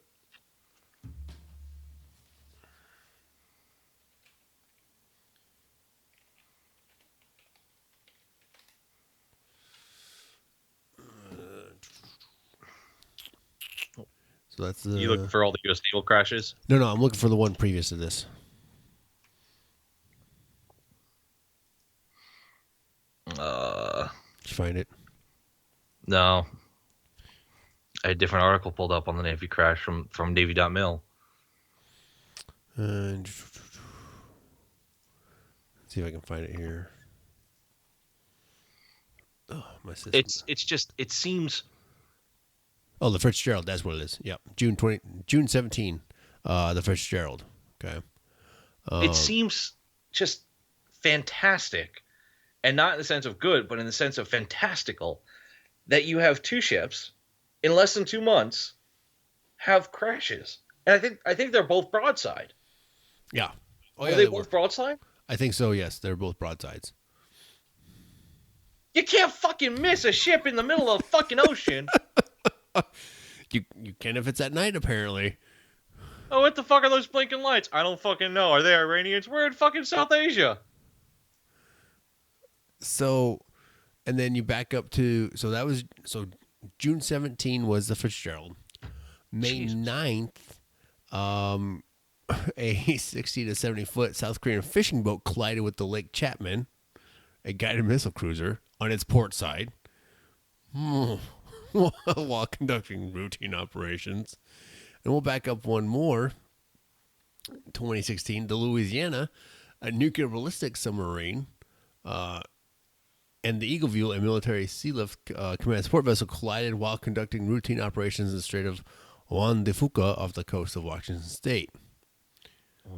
Now, so from August 19, 2016 till yesterday, day before, 4 collisions involving U.S. Navy vessels. One of those collisions was both U.S. Navy vessels. So what's that telling us? That's immediately telling me that your commanders of your vessels don't know what the fuck's going on in their vessel. They don't know their personnel. Either they don't know the personnel, or they don't know their fucking vessel, or they don't know what the fuck they're doing in and of themselves. Because it's been a little over a year, and you've had 1, 2, 3, 4. Yep. 4. Again, one involving both vessels at that point were U.S. Watercraft. And we're not even including the Osprey crash, which was into the USS Green Bay. It's the what is going on with the Navy and its ships and things hitting them. Logically, it tells me command. Logically, it tells me there's personnel issues. There's something wrong. There could be. John in Facebook Live, thank you for that. It was a Fitzgerald. Mike in Facebook Live has got a good point. It makes you wonder just how advanced all the radar and special steering drives are. Now, the point I want to take on that is, could it be a training issue for not just those that are in charge of, the navigation and whatnot, and those sailors that are turning the ship and guiding it, but the command as well? Could they be over-reliant on the technology to get them where they need to go? But once again, that falls back on command and personnel. And technology is only as good. Technology will always fail. We know that from fucking experience. Yes, we do. And technology is only as good as the people who use it. You hand me all the parts to a PC, and I don't know what the fuck I'm doing. Not yet, anyway. But you hand me all the parts to a fucking house, and I can build you a fucking house. That's training, but the root cause has to be personnel. Are the personnel not trained on the equipment? Are the personnel not trained in operating in these areas? Is it a new crew? Is it a new commander? Is it a fresh out of Annapolis commander or fresh out of ROTC that somehow miraculously got a fucking destroyer as his first command? I don't believe that would happen, but who the fuck knows? It's a new DOD anyway, a new DOD these days. Right. What is going on the personnel side? Be it technology, be it command, be it fucking, I don't know. Are they fucking in the engine room fucking screwing each other over and snorting coke off each other's butts? No, what is going on? That's the Secret Service down in Colombia. Allie in the Facebook Live has an interesting theory. Could it have been navigation being hacked? Man, that's where I was going to go. Fuck. That was my conspiracy theory. If that, and we'll keep that in the theory side. I won't say conspiracy, but we'll keep that in the theory side of the house. That could open up a whole new issue. Then you go. So there's that, and then you look back to that we've had that issue before, when the drone feed, the UAV feed could be just. It wasn't hacked because it was encrypted. That could be just downloaded by anybody who went and picked up the correct software. I don't know if you remember that or not, at KJ. Yeah, I'm tracking. I remember that. That was fucking stupid. But you're dealing with. It isn't like you're dealing. Pardon me. You good? There we go. Yeah, sorry. Okay. Had a moment. Um, it isn't like you're dealing with landlines or even them being linked up to the Trans-Pacific or Transatlantic lines that are going across communication lines. These are self-contained units of power and communications. So you have to have something directly able to get into it, be either through, and this is going to sound contradictory, an indirect method. And anyone who knows more about computers, please contact me. This is all my bare bones knowledge of hacking.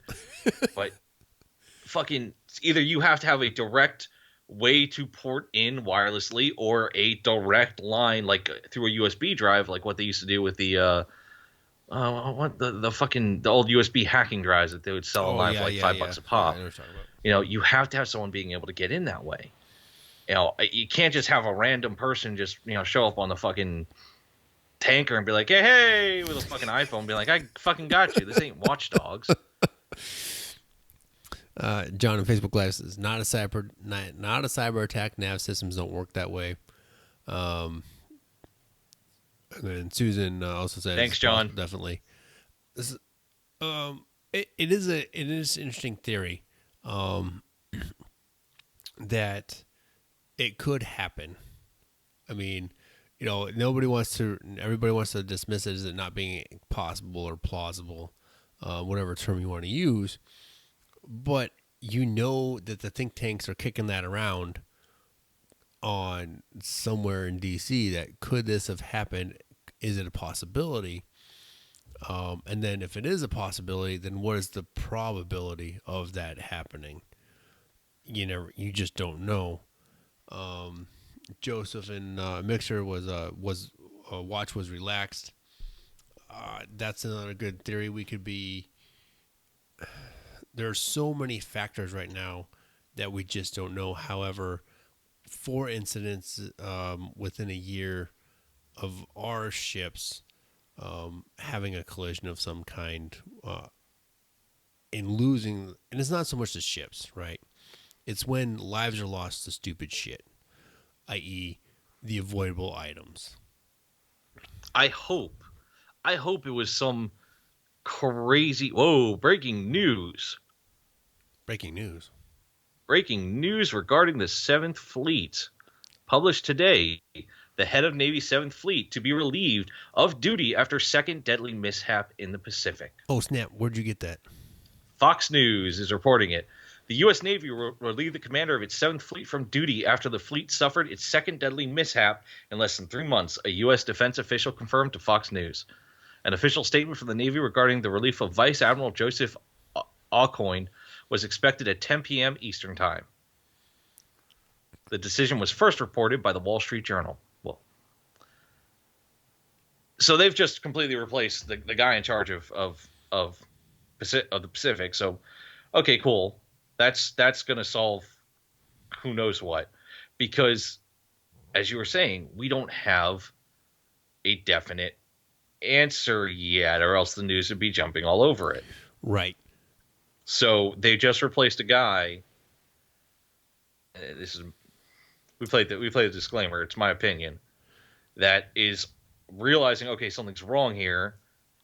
I hope they don't completely destroy his career, but he might. Well, no, be able to help track down what's going on. Based on that, his career's already done. Yeah, he's fucked.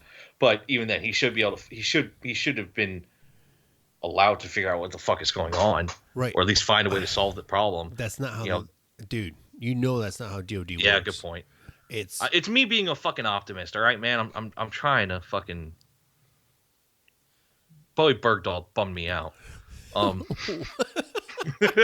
You're still on that. I'm all bummed out, man. I finished my beer, and Bowie Bergdahl doesn't have Vanity Fair yet. Oh my god! No, this is insane. In what is going on in the Pacific? This is all. It's an, I, Is it hacking? Is it fucking failure to train? Someone brought up a good point in the Facebook chat. You know, Mike, I'm quoting you, buddy. So we downsize, have a huge training lag because of the current budget crisis. As a grunt, we can keep training. Bullets cheap, but to train a ship takes a couple more bucks. So it's an excellent point. But it comes back to personnel.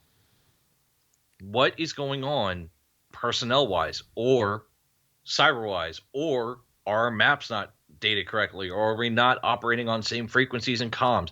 There's so many fucking things this could be. And now with SyncPack fleet getting retired, relieved. I'm sorry, relieved. Relieved. Yep. Yeah, my apologies. God,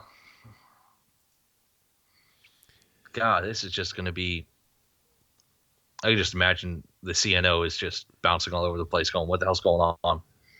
Asking as many questions as we are. Oh, you know they are. They're searching for answers because they have people they need to answer to include family members.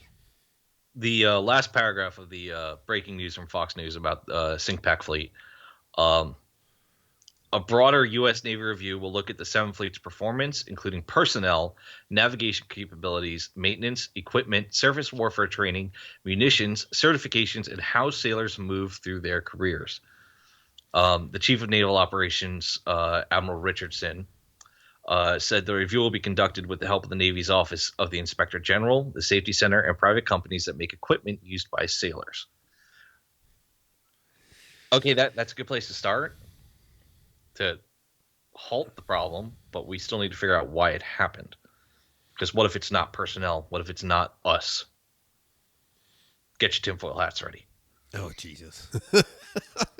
Well, throw it out there. Come on. I mean, someone already said, what if someone hacked? What if someone was a cyber attack? And someone already said, it couldn't be a cyber attack. But what if?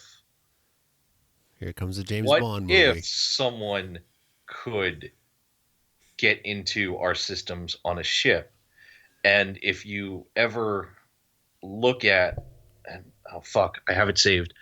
But there's a website that shows you all the current cyber attacks, all the current cyber traffic, and when it's a certain type of traffic, it's considered an attack between the entire world. What if in 1 millisecond on that one day, on August 20th, what if for 1 millisecond at that night, boom, someone was able to sneak one off, and it wasn't able to, and it was just barely blotted and tracked, and it hit the USS McCain.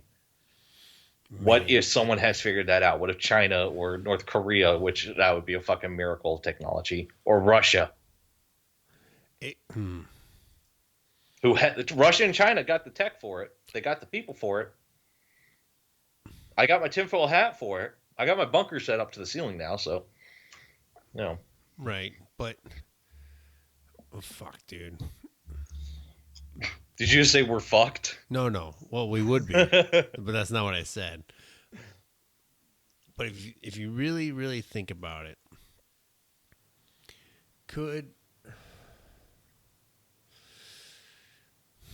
you got to look at possibility and probability at this point for something like that, and then you go back to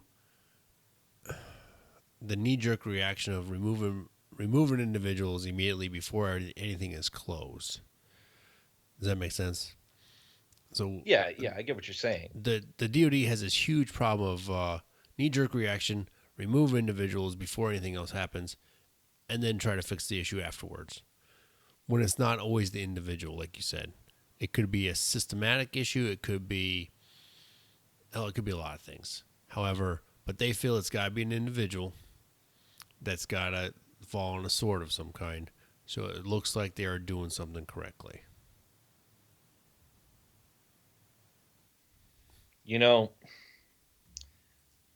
It's that kind of mindset that with this situation, we don't know, like the other things we don't know. We don't know what SyncPack fleet what the commander of the Seventh Fleet was doing for to solve this. We don't know, and expecting it to take just 2 months when you're dealing with a ship that is as big as a destroyer, where you have someone, please chime in if you know it. Save me, Alex Jones. Roger that, John. I won't spout conspiracy theories, but you've got all those feet and possibly miles of cabling and infrastructure inside that ship. He may have known something particular, or may have thought, been able to think of something outside the box. But you're right. The DoD, oh, go fuck yourself. Get out of here. You fucked up. Yeah. You have nothing to contribute. And John, yes, I know. I was Alex Joning. You have to not only affect things that simply aren't connected to. You have to not only affect things that simply aren't connected to computer networks. And you can't hack the guy with binoculars and someone looking at a chart with a ruler and pencil grease. Roger that, John. But I've never been on the ocean my entire life, so I don't know. And again, that goes back to everything. We don't know what we don't know on this issue. I think the best thing is to sit on it for a bit and wait for more information to come out and follow up on it. Yep. Than me going full Alex Jones InfoWars. Well, I mean, let's not. The theory was sound. I mean, right? So we'll let it play out and see what happens. But as for now, somebody's been removed, and they are investigating. And here's the other thing: it's not like this was a small vessel that they ran into, or that ran into them. Rather, no, it was an oil tanker, which is massive compared to the destroyer. You know what? That's even then, it's inexcusable too, in my opinion, because how the fuck do you miss that broadside? I mean, I'm looking at how the fuck do you miss that broadside? Hey, drop that link in the Mixer chat for people to pull it up and see the photos. Oh God, yeah. 1 second.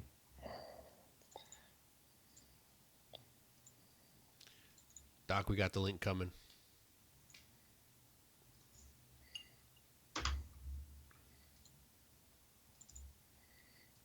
Please be gentle. That's my if you want to play with KJ on Xbox, that's my Xbox Live. It won't let me sign in, which is driving me nuts. It's like, use your Microsoft account. Fuck you, Mixer. Yeah. I don't like technology. Yeah. This is why I'm not on a ship. The Navy.mil has some really good pictures, and the Fox News site also has some more information as well as links to the articles. And then also for everyone to read and dissect and theorize with me, here is the article in the Mixer chat about SingPac Fleet getting relieved. Thanks. So third hour is going to be interesting. We'll try and take some phone calls in the third hour coming up. Again, new experience, new trying to figure this out. So we'll see how that goes. Yay! Hooray! Shots. So Nation, we're gonna take a break here, and we will see you on the backside of the break. Shots.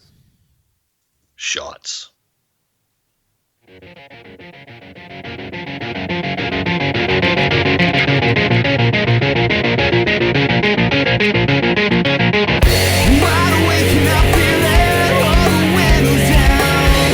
Grab this moment now and pray.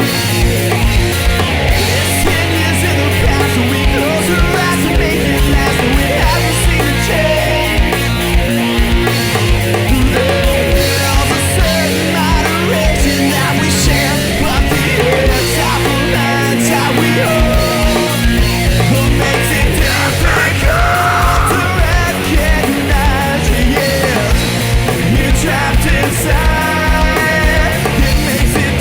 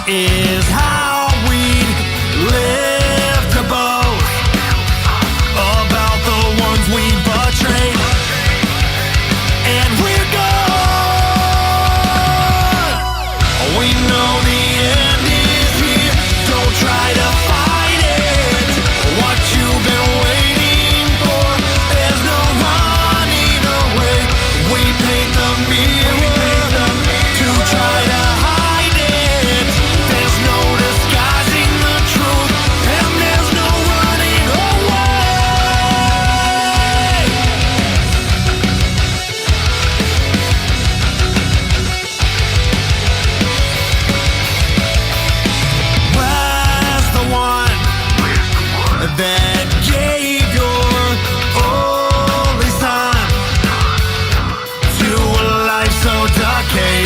He's next to you as he tries to hide the truth. As you look face to face, I'm the one. We know the end is here. Don't try to fight it. What you've been waiting for, there's no running away. We paint the mirror to try to hide it. There's no disguising the truth, and there's no running away. Don't try to fight it. You cannot hide it. Maybe one day you will finally see that we are our own enemy.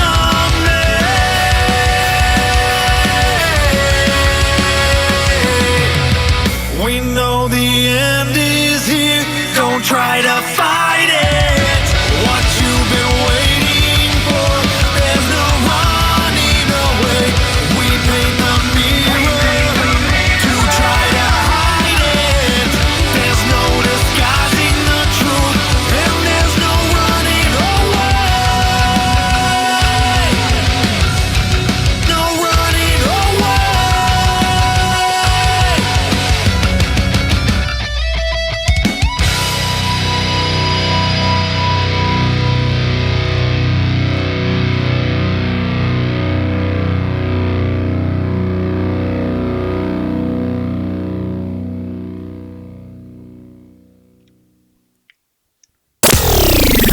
WTF Nation Radio. WTF Nation Radio. All right, Nation, and we're back for our third and final hour. Oh, it's been a fast and furious night so far, right, KJ? YOLO. YOLO. No, you only die once. You live a long time. I mean, not if you're Paul Walker, but you know. Wow. That was. I'll give you that one. I will concede that point. That's right. Mixer and Facebook Live. Oh. We'll be taking some calls. 410-88. One second. WF Nation, you're on the air. Who's this? Pookie! Is he there? What's up? Yeah, I'm here. What's up? What's up, man? I don't honestly know what's up. Well, how y'all doing? I'm doing good, brother. How you doing? Living life? Living life. Yeah. I'm still breathing, right? That's the important part right now tonight. Yeah. How y'all doing? Oh, you know, getting all excited to take calls and have people call me Alex Jones. Oh, Jesus. I love that. That's fucking 10 points to you, bro. I'm fucking thrilled with that. Gay frogs. Gay frogs. They're turning frogs into gays. It's that fluoride, man. It'll turn you gay. Don't drink it. I mean, I could just look at Vanity Fair for, you know, a half hour and debate my whole existence then. Oh, Jesus. Do not. So. Oh, 1 second. 1 second. Oh. D-Max, if you're listening, hold on.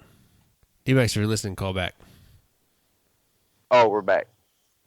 Yeah, sorry, I hit the wrong button. I'm still working the button issue. I'm trying to get this figured out. Yeah, well, that worked. But so Pookie, did you get to see the eclipse at all?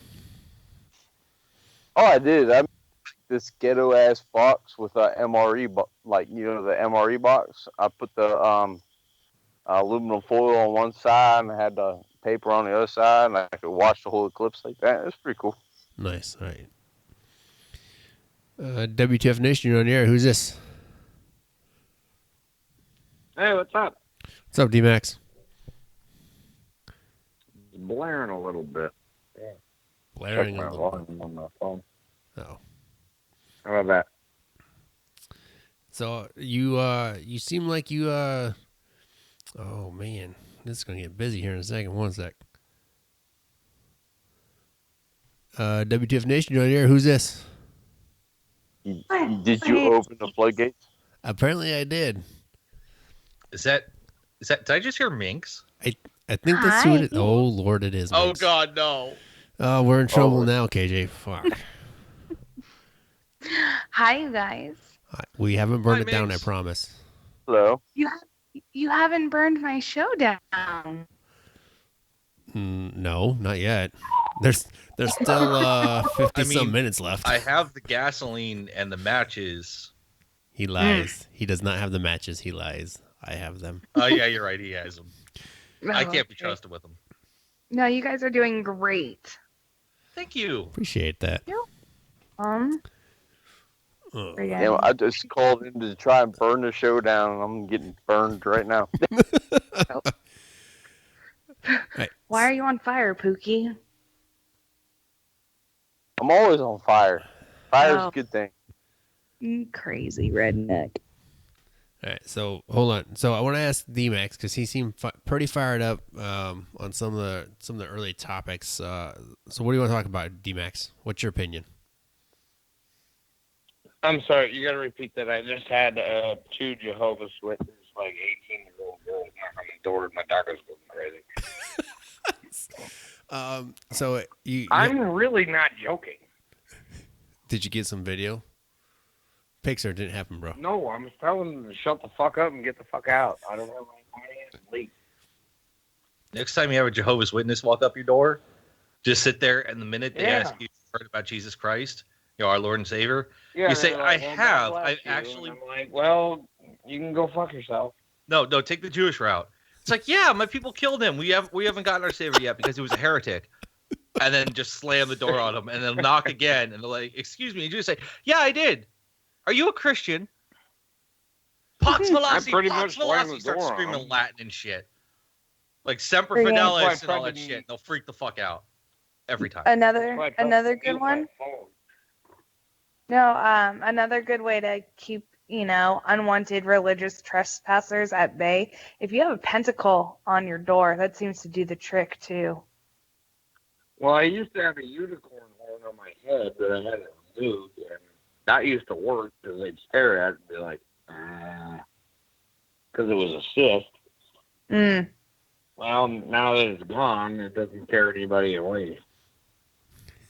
You should get one of those silicone dildos that stick on like a wall, and just put that on your forehead, and whenever they come up now, because that'll always work. And then bam, you say, "Yes, how can I help you?"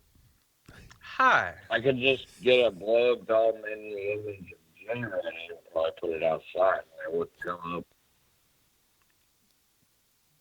Fill the blow up doll with bullet casings. Just put it in like your mouth.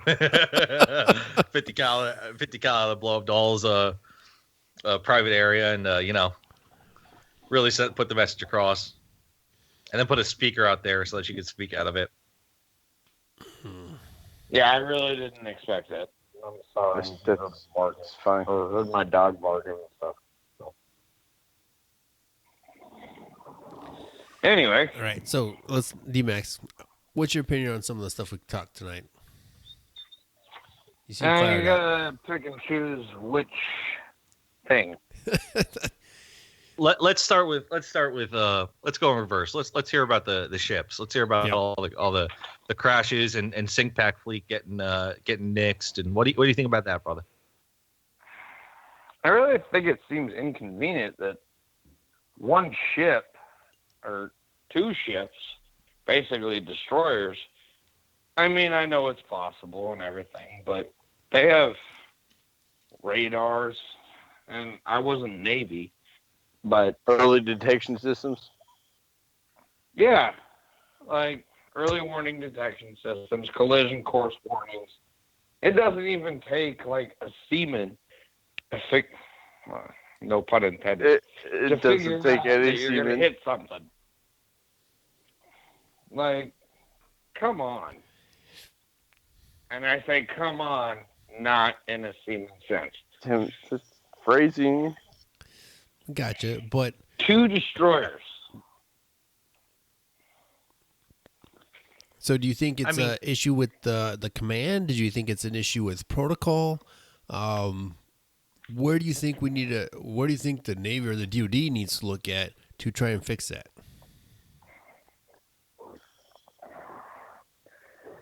Well, I'm kind of tinfoil howdy here, but I think that maybe actually orchestrated. There we go, D-Max. Look at what? I'm in the same boat with you. It's kind of like orchestrated, but whatever.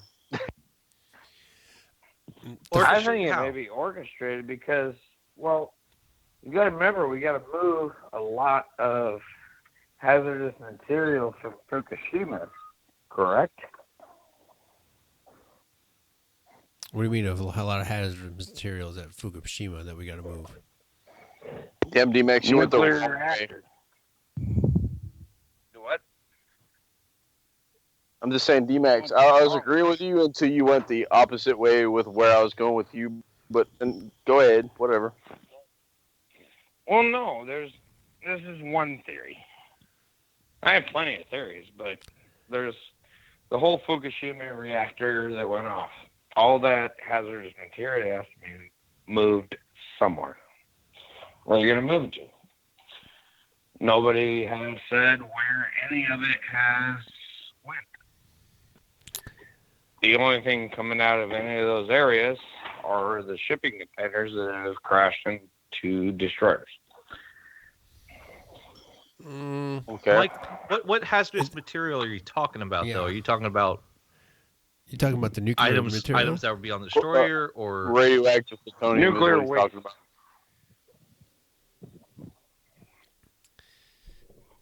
Nuclear waste. Yeah, you went to the Not far far end. Yeah, that's the far end on that one. I'll side with Pookie on this. All right, I'll agree. It may be far fetched, but hey, it's an idea.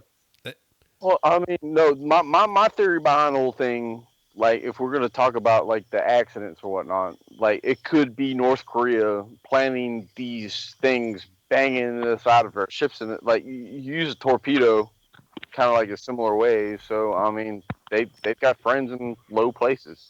That's the way I'm looking at it. It could be something as simple as Megan Tron was joking about. She's like, "Oh, it's Russian hackers." I was like, who knows? I don't care. Well, Yeah, I don't know enough about the not the aviation, the nautical business to be able to, give you an honest answer on that shit. But so here's an When interesting it comes thought to about Navy that. stuff, I have no idea. D-Max and Pookie, here's something I want you guys to think about real quick. And that's something we would have to look into, but anybody who flies has to file, in the U.S., has to file a flight plan with the Federal Aviation Administration, correct? Yes. Yes. So Domestic different than international, but yes. right. So would the same thing apply internationally for waters when you're looking to transit those waters? Would something have to be on file saying we're using said shipping lanes, or vice versa? You have to ask permission to use those lanes. And then Nope. if said individual could find out where those ships are transversing and direct them in one way or another, or direct the other vessel into our vessel. I mean, it's not that it's a conspiracy theory. I mean, the theory is there for some reason, but we have a gentleman in the mixer chat that is saying, he said it now several times, it was a relaxed watch. And even then, with it being a relaxed watch, you can't fucking miss a tanker broadside. No, how is this How happening? the fuck? Exactly. I mean, if it's How is a this shit relaxed happening? watch, then that person should be fucking fullest extent of the UCMJ. Fucking goodbye. Whoever's in charge That's of that the watch. question Because I you're had the whole time, though. Both destroyers got broadsided. They could have easily avoided it. I think they're coming at us. they Let's just noticed speed up a bit. You know, it's Well, they could have cut knots and revert or changed course. exactly. I mean, you could see them coming. early But detection they system. took it. Yes. I mean, They took it. even So there's even a at night. reason they took it. You just don't know in these circumstances right now. The thing that blows my mind right now is they both happen in the South China Sea. That's the thing that makes my brain itch a little bit. And here's the That's part what I too. was talking about that, Fukushima. that area of the world. That's isn't that Japan? That's Japan. The South China Yeah. is constantly under It's the same territorial. area. Fukushima is nowhere near the South China Sea. Both of these accidents Well, it still happen. has to be hauled out of that area. The most important thing is the South China Sea is in constant territorial debate. True. Because you have China that claims it has a native right to it, and they're literally dumping tons of land into the sea to make these micro islands. The artificial islands that they're building, yeah. Yeah, I've so seen that. They build their own little atolls. yeah, exactly. So there's Kind of so like much. Arabs do the same shit. there. So whatever. It's fucking dolphins. That's what it is. It's fucking dolphins directing these fucking vessels into hitting ours. God. They got fucking There's a lasers unicorn on their heads. behind it all. There's got to be a unicorn behind it all, man. Lord. It's the dog from Silent Hill Pickle 2. Rick. I mean, what registry was the tanker? Lawrence Ekman asks from Facebook chat. I don't know, but I'll find out. Yeah, I'm actually curious about that because I asked the same question, where did this tanker come from? Because there's answers to be had behind this. I want to say that this most recent one, it was a South Korean tanker. But I'm probably wrong. And then I hope it wasn't a North Korean defector. also, shit, I just forgot. God damn it. Oh yeah, I remember now. Hold on, I remember. Remember? You remember? You remember? I remember. You remember Reagan? Oh yeah, I remember. It came from Liberia. No, so who is it? The chief of Navy. He's doing a complete investigation as far because he thinks this is bullshit too. 4 ships in a year, this is ridiculous. So he's doing a whole overhaul of systems and checks and trying to figure out what caused this. Well, they halted the whole carrier fleet. And the biggest thing is this is not a South Korean tanker. This is not a North Korean or Japanese or Chinese. This is a Liberian registered oil tanker. Liberia. Port of registry is Monrovia. Dude, you're so fast with the Google. Minx, I'm always on top of the shit. So Thank it's God. fucking insane that this ship came around either the Horn of Africa or through the Suez Canal, and do you think? Honestly, the one thing we should have never done was give up control of both the Suez and the Panama. We should have kept control of that shit. Yeah. That's where we're fucking up now. But that's all international agreements that were well before any of this. Yeah. Well, Who of you have actually been to Panama, though? What? I have. Who's actually been to Panama? What's that have to do with the price of chicken in China? Well, when you're saying Suez and the Panama Canal.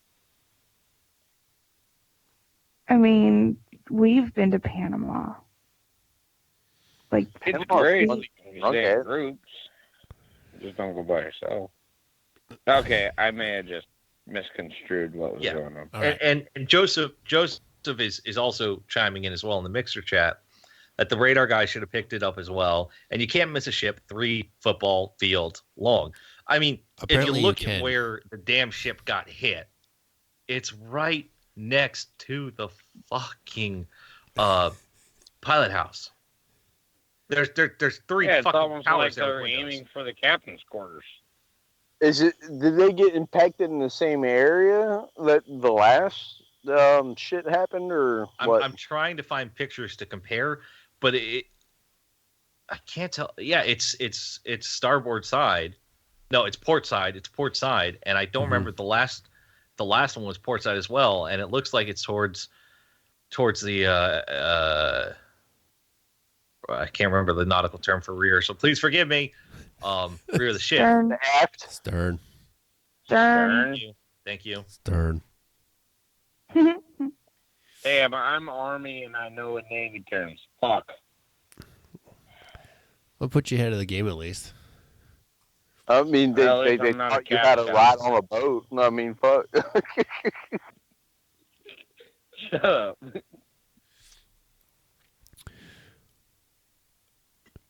I mean, the part that doesn't make sense is you have a Liberian tanker, and then prior to that, you have a Philippine flagged container ship, which accused the Navy destroyer of failing to heed warning signs. So the blame shifted to us with the USS Fitzgerald. You know, the hell's going on? Yeah, I You're mean, talking there about should be some Fitzgerald systems in or the place to McCann? prevent shit.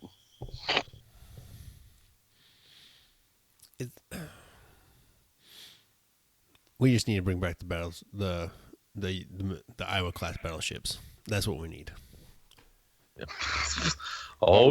Okay, calm down there, Admiral Nimitz. Just hold on there. Dude, calm down. Hey, I'm with you. battleships would be great. We don't need battleships anymore. We need destroyers. Right. Apparently, destroyers get run into by other Everything. things, so maybe battleships might be the better option. Now, here's the question: where is the Alnick MC, the ship that collided with the USS McCain? Where the fuck is the Alnick MC? Oh, it's still floating around. No, that oil tanker would never take a spick of damage off. You got a like mass size ratio kind of thing. You understand? Like a destroyer isn't nowhere near as big as an oil tanker. If you look at the damage on the destroyer, it's one of those recessed front load. I don't know how to put it, but yeah, that tanker wouldn't have taken any damage. Because you can see the scratch marks at the top where it hit, and then where the point that is underwater went into the destroyer.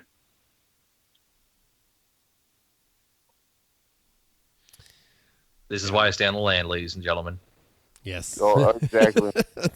Yeah. But honestly, though, I think that like our Navy technology is like way behind what we keep saying it is, and like you can like do a ping across the water, and you can do that. I can do that with like a little PC.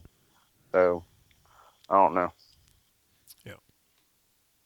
So what about Bowie Bergdahl, D-Max? We heard about the ships. What do you think about Sergeant Bergdahl requesting a judge and not a jury?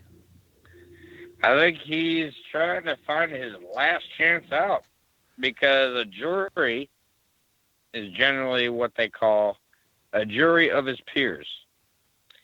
And if his peers are all infantry 11 Bravos like he is, he's fucked. So I'd go with the judge too. If I was him. Anyways, but whatever. What was that, Poogie? Jury by peers. No, the dude needs shot in the back of the head. Like, I mean, like our fucking people don't realize that like the civilian side of shit is different from the military side of shit. So UCMJ like precedes everything. Like a commander can choose to shoot you in the back of the head, and like boom, that's it. I mean, Only during wartime. We are at war. We've Yeah. been at war for a very long time. Technically, and that's we are not completely at correct. war. But now, right now, he is not in a combat zone. He is in the United States, and we have the government, the military is subject. Squad.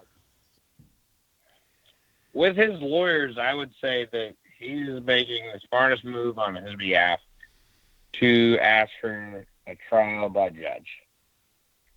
Granted, I don't think it's going to help him out much, but if he went by judge by jury, by peers, he's not going to get any better. No, and we're all of that same opinion that he would not get a fair shake if he were to be tried by a jury of his peers. If you could find those that would call him a peer as well. And Hence my past Because opinion. if they actually put together a jury of his peers, wouldn't it all be a bunch of infantrymen of the same rank? No, that's not how it's actually written. Well, I'm just questioning. Because I know if they did it that way, he's screwed. Because I know you put 12 infantrymen judging him as a jury, he's fucked. It'd take him 30 seconds to figure out a guilty. More than likely, but that's why we have the system that we have. For everybody's entitled to due process, no matter your personal feelings of said individual or the crime or act that they committed or have allegedly committed. Everybody's entitled to due process and everybody's entitled to their day in court. Mm-hmm. Because if we do not have that system, then we're no better than ISIS. The person that committed the crime to begin with. Well, no, because they're a part of this society.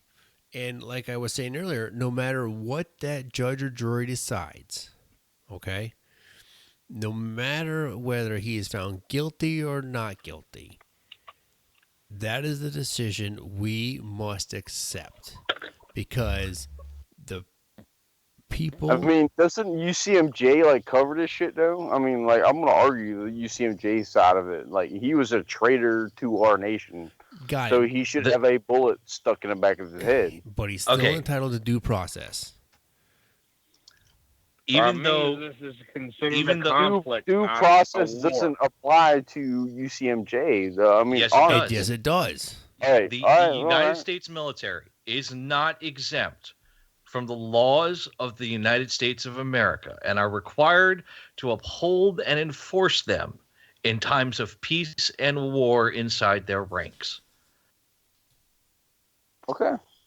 It is, The fact that Use this a is bullet in a the back of his conflict. and I'm with you. I'm with you. I want him to fucking, he did a horrible fucking thing. And I hope he gets, looking at what the charges is, he can get executed for it. He could. However, we live in a society today that if we executed him, there would be outrage. No, And there my would be question, danger to those who did it. see, So what that you option has to be said weighed. is he left the nation, right? Like, so he became his own citizen from another nation. So does he still apply to the same laws of our nation? Is that the shit that everyone's asking right now? The gentleman down in Guantanamo Bay, that's exactly what is being argued for them as well. They aren't receiving due process. They are enemy combatants, not enemy soldiers, enemy combatants. So they're not held to Geneva Convention. They're not held to American due process. And what's happening is for many of them that were taken and imprisoned there unjustly, we're talking some guy that straight out of my hometown in Long Island, New York, that I grew up around. He got taken. Fucking Bowie Bergdahl is facing a similar situation where no matter what he does, there is precedent and popular opinion that has affected all facets of the trial, where he cannot get due process. And that's where I got so excited about the appellate court being 5 civilian judges with term limits, because they have nothing to lose if they say, you're right, you didn't have the proper due process because you didn't have a fair trial of due process. You know, that's it. Or Can I they say oh, something? fuck, you're an idiot. Go fuck yourself. I hope. What? No, I'm saying, like, let him free. Let him free. Because We what's can't going do to that. happen after that? That's Yeah, true. who's gonna D-Max is absolutely anything right. for Let him him after free. Let him free and just let nature take care of itself. However, I am a Darwinist somewhat in a way. but So if we let whatever. him free and nature take care of himself, and he runs into, you know, veteran Joe Snuffy or Jane Smith, who hates his guts and puts a gun to his head and pulls the trigger, then we have one of our brothers and sisters, or we have some civilian Jane Smith or John Doe do it, that is now going to court for the murder and will get convicted for the murder of this man. Is that a worthy trade-off of a person? Is that worth it? Okay, question is, That's a good point. are you the trigger puller asking that question, or like you just like the random person? Because a trigger puller is automatically going to be like, "Fuck it, I'm going to jail the rest of my life." I'm And- asking as a person where when this happens, it will set the precedent for every other person accused of I an mean, I pull the trigger. I wouldn't even think twice about it. Just to fucking. Well, I'll they've spend the already rest of my set life the in jail precedent. over dumb shit like that, man. Whatever. They've already set the precedent. Don't talk to him. If you So- pull if Putin pulled the trigger, you would literally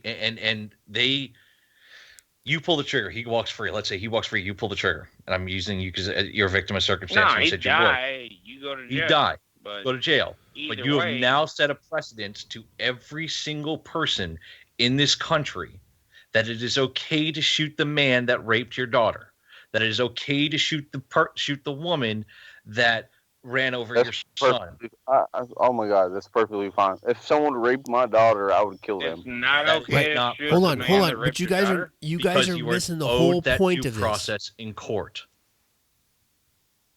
You Fuck go that. through I'll court, shoot the and guy we as that raped my citizens of the daughter. United Fuck States that. and We as both agree veterans due process is defended fucked up. that right. Due process is fucked up sometimes, though. Like they It's let fucked- like child molesters off like with like a 2-year penalty. You know, you get what I'm That- saying? And that's what happens. However, that is what we as veterans and active duty service members chose to defend, which is this court system, which affords everyone an equal chance in their day. No, I chose to defend the Constitution of the United States. I did not choose the court system. So let's have this argument. The Constitution is the court system, basically, buddy. I can give you a big hoopla of bullshit on that, D-Max. But I'll go with it. I've always thought that way. I stay away from the cops and shit. that's a good method for people who are breaking the law, man. Yeah. So, Well, I'm good at breaking the law. I just stay away from it. all right. So, Pookie and D-Max, I thank you both for calling in. We're going to start heading down the wrap-up path. But I do appreciate both you guys' And do Thanks for points. having- Penthouse. man. No, those guys had some good points from both sides. Oh yeah, entirely. No, and it's always good to get their side of it. You know, and I don't want to side with Pookie on this one, but he brings up a really good point. What if it was a different situation, i.e., like you said, the rape thing, right? I got it. We have a system, and we live with that system. Could you find a jury to convict somebody who shot and killed somebody who'd raped their daughter? unfortunately, depending on the state, it's already predetermined. Be it a grand jury or if you have to get jurors, etc. You have to. And for that example, someone rapes my daughter. I'll make it very personal for me. Someone rapes my daughter, and I shoot the rapist after he got let off in court. He was found not guilty. All right? I'll make it very personal to me. Yep. And I shoot him dead. They have to convict me. They have to. Because that is the standard. We are not allowed to murder. We are not allowed to steal. We are not allowed to beat each other up on a whim's notice, because that is what we as a society agree to. Those are the rules. Our society has rules. All societies have rules. Yes. The minute you make an exception for one, your rules are gone. your rules are gone. Right. Your rules are. That's why I have such an issue with all of the alt-left and alt-right groups. Yep. You can't have Antifa without white supremacists. You can't have neo-Nazis without Antifa. You can't have Black Lives Matter without Blue Lives Matter. And I hate them fucking all. The extremism of it. Yep. Not the messages, but the extremism of its members. Yep. I agree. And that's why I'm always like personally, all right, difference of opinion. And someone's going to mention, wait, Blue Lives Matter. No, I don't. It's not that I don't like cops. It's that I don't like this division and this retardedness of it. We need to trust each other, and we need to trust in our elected officials, be it Department of Justice or the executive branch or fucking Congress, which Congress is just a fucking swamp.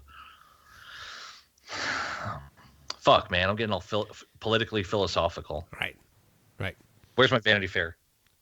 Jesus God. Somebody's gonna be sending a big box. I saw someone ordered 100 of them. Somebody's gonna order 100 of them. It said. And I support you. I'll get you an address. Don't worry about it. We got your back, man. Forget about it. We got you. We get you an address. All right. So, Nation, as you know, we have shows every night of the week. Tonight, it's Tied Up Tuesdays, normally with Minx, myself, Great Cloud, and now KJ joining us.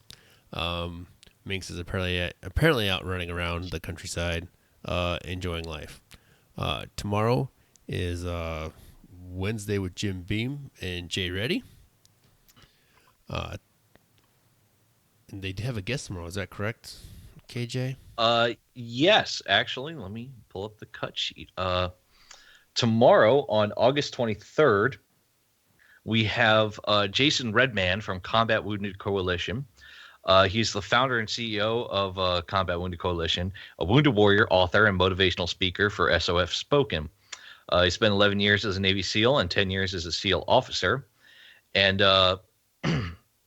he's also a published author.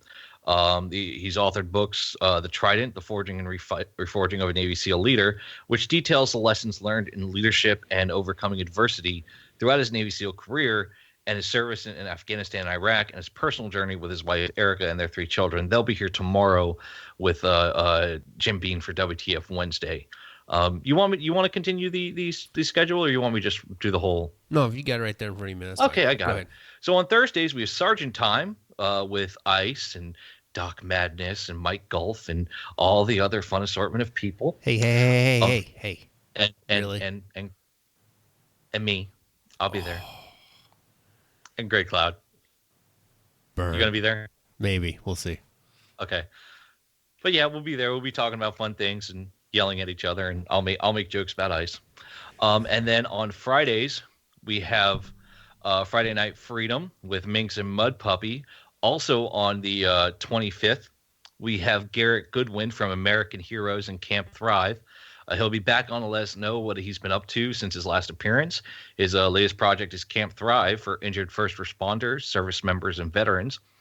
He's an Army vet, law enforcement officer, and a highly skilled medic who was there as a first responder at Ground Zero on 9/11. He's also the founder of the American Heroes Foundation. Then moving forward, Saturday we have Saturday Night Savagery with Jay Reddy and Pookie. Sundays we have our resident stoners, Charlie and Jason, 420 friendly show with Proper DD 214, as well as on Monday we have the Monday edition with Ice and Cuffs. And on that Monday, August 28th, we have John and Allison Purifoy from Roses Undead. John plays guitar and Allison sings vocals for Roses Undead, and they'll be on to talk about their extended play release, Vultures. They've been on the show a couple times, and aside for them telling us about their new single, they'll also let us know what they've been working on for the past year. So if you like Roses Undead, feel free to tune in next Monday. Also, very important, we're kicking off the Warrior of the Month contest. It's a monthly competition for all components: Army, Air Force, Navy, Marine Corps, and don't forget the Puddle Pirates, Coast Guard. Please submit your nominees via our website, www.wtfnationradio.com.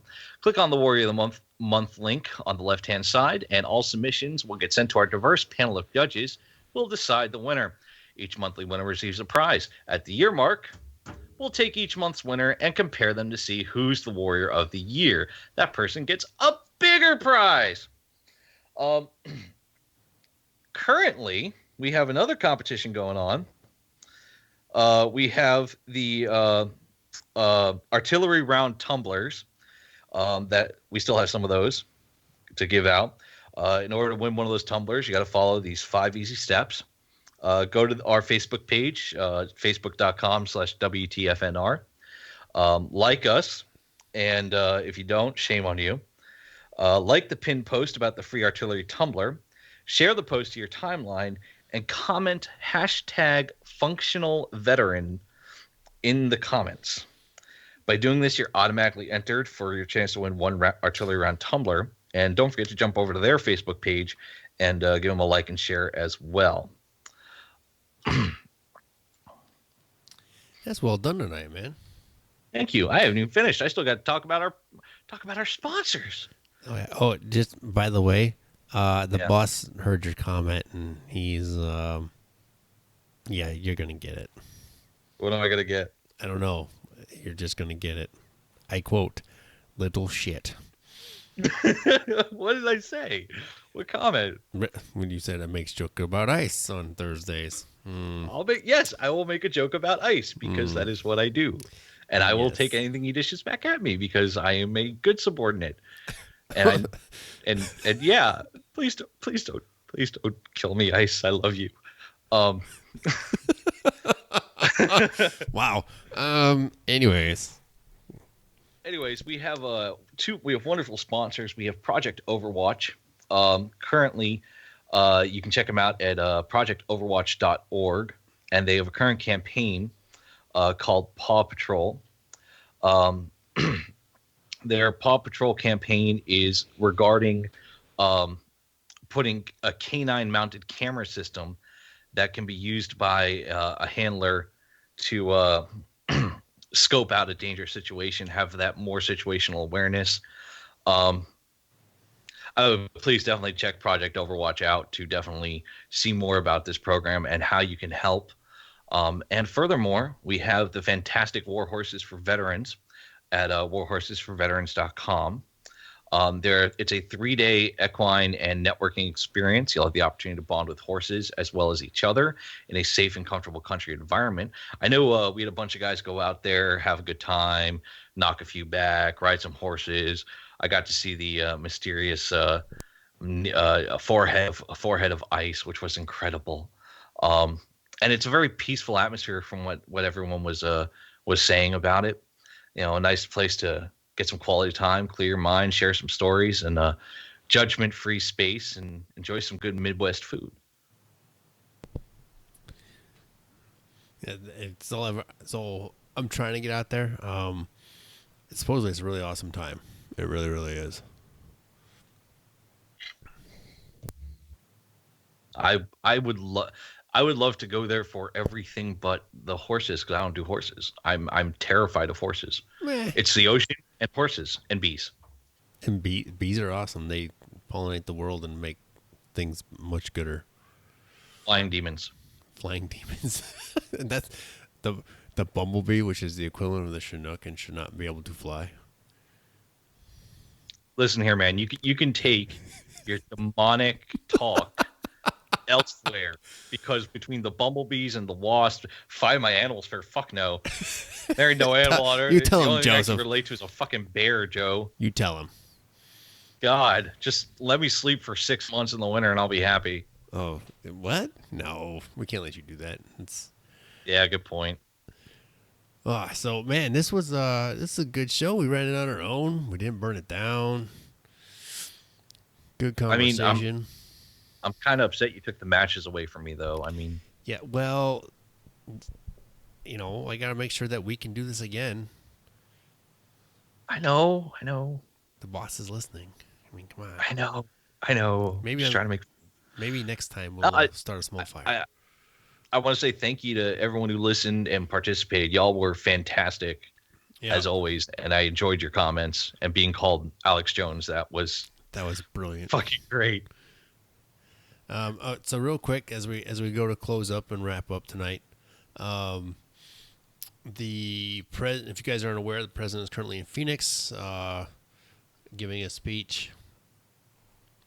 So tune over to that and keep an eye on it and see what's going on there. Stay informed, nation. Make your own decisions based on research, not on the media. That's the big thing I always want to say as you guys go to take this away and whatnot.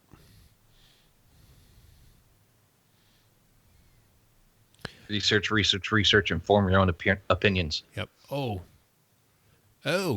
This just in. I'm seeing in the in one of our chats. Apparently, he just pardoned the president just pardoned Sheriff Joe on camera. Pardoned who? Oh fuck! I gotta look up his name. Sheriff Joe Aparo. Aparo? I think that's how you say it. I know I'm slaughtering his name right now. Sheriff Joe Aparo. Yep. Aparo. There it is. Sheriff Joe Arpaio. That's what it is. What did he do? So he was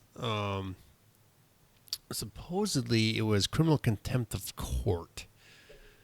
Was the charge. That's all I heard this morning. I'm trying to look it up now.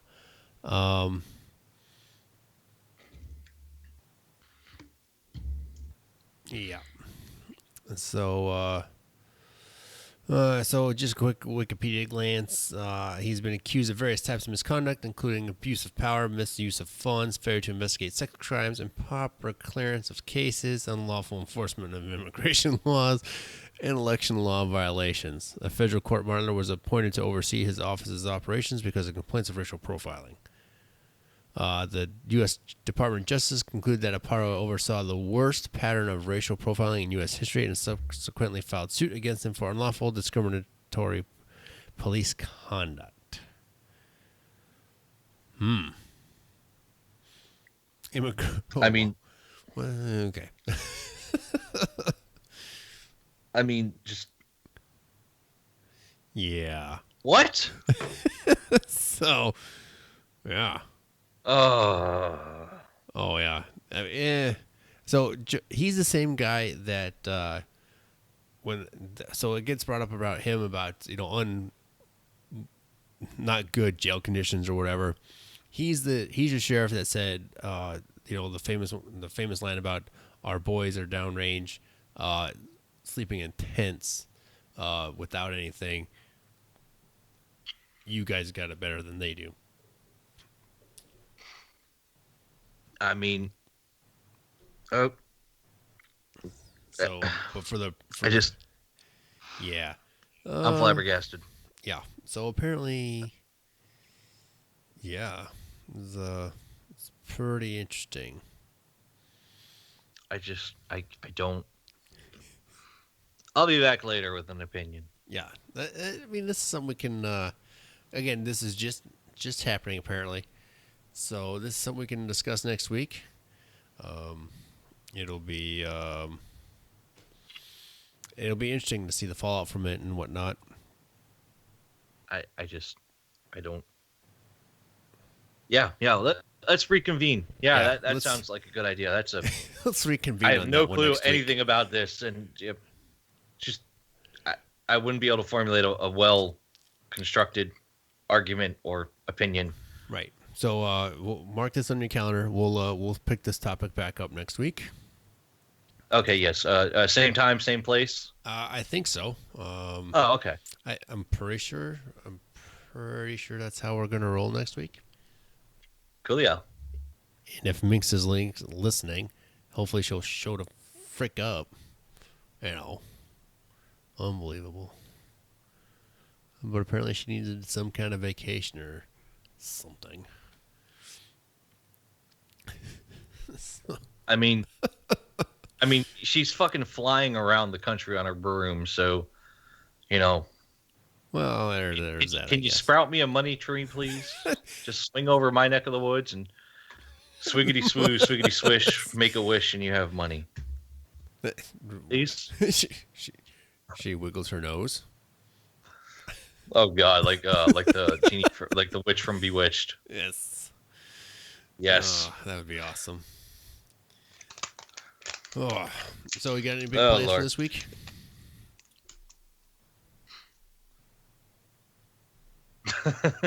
What? God, I don't understand why that is such a huge outstanding deal. But then again, I don't know this sheriff jail. No, and again, let's do some research on it, and we'll convene about it next week because it'll probably take up the whole week for sure of everything that's going on. Yes, Joe, we know Wiki is not a reliable source. However, it has gotten a lot better from when the days of its birth. People are actually citing sources on where they get their information. I mean, I'm the kind of guy that edits Adolf Hitler's page with he's a fucking douche just over and over again, but that's because it's Adolf fucking Hitler.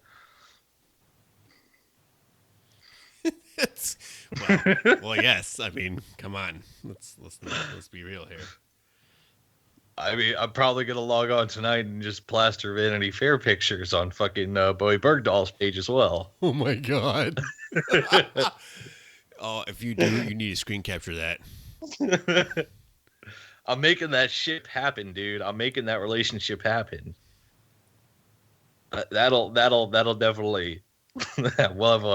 We'll have a veteran offended over explosion of just what the fuck, writing longing letters to each other. Oh my God! If you could, oh shit!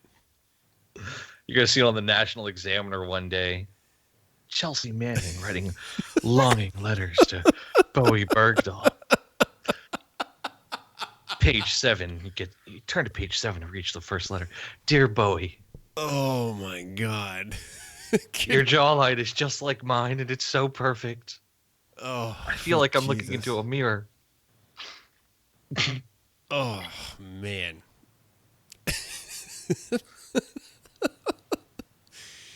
Oh man. Okay, now that we've had a creepy, that went downhill again in a hurry. Creepy traitor wise fucking relationship fantasy.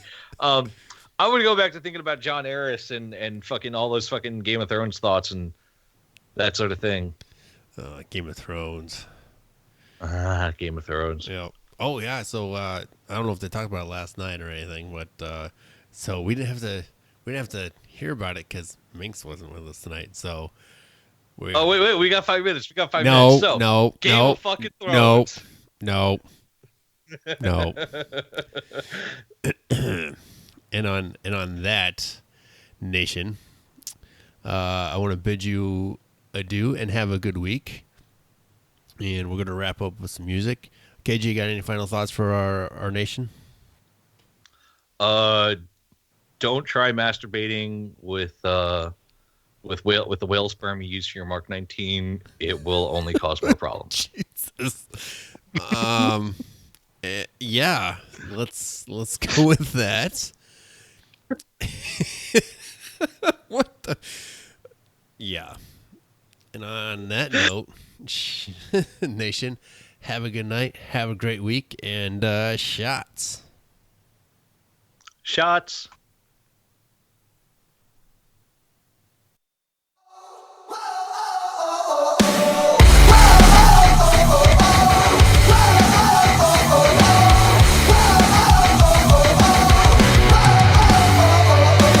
It's Friday night and I'm feeling low, and you're the reason that I do so. I'll keep on drinking till I comatose, or I pass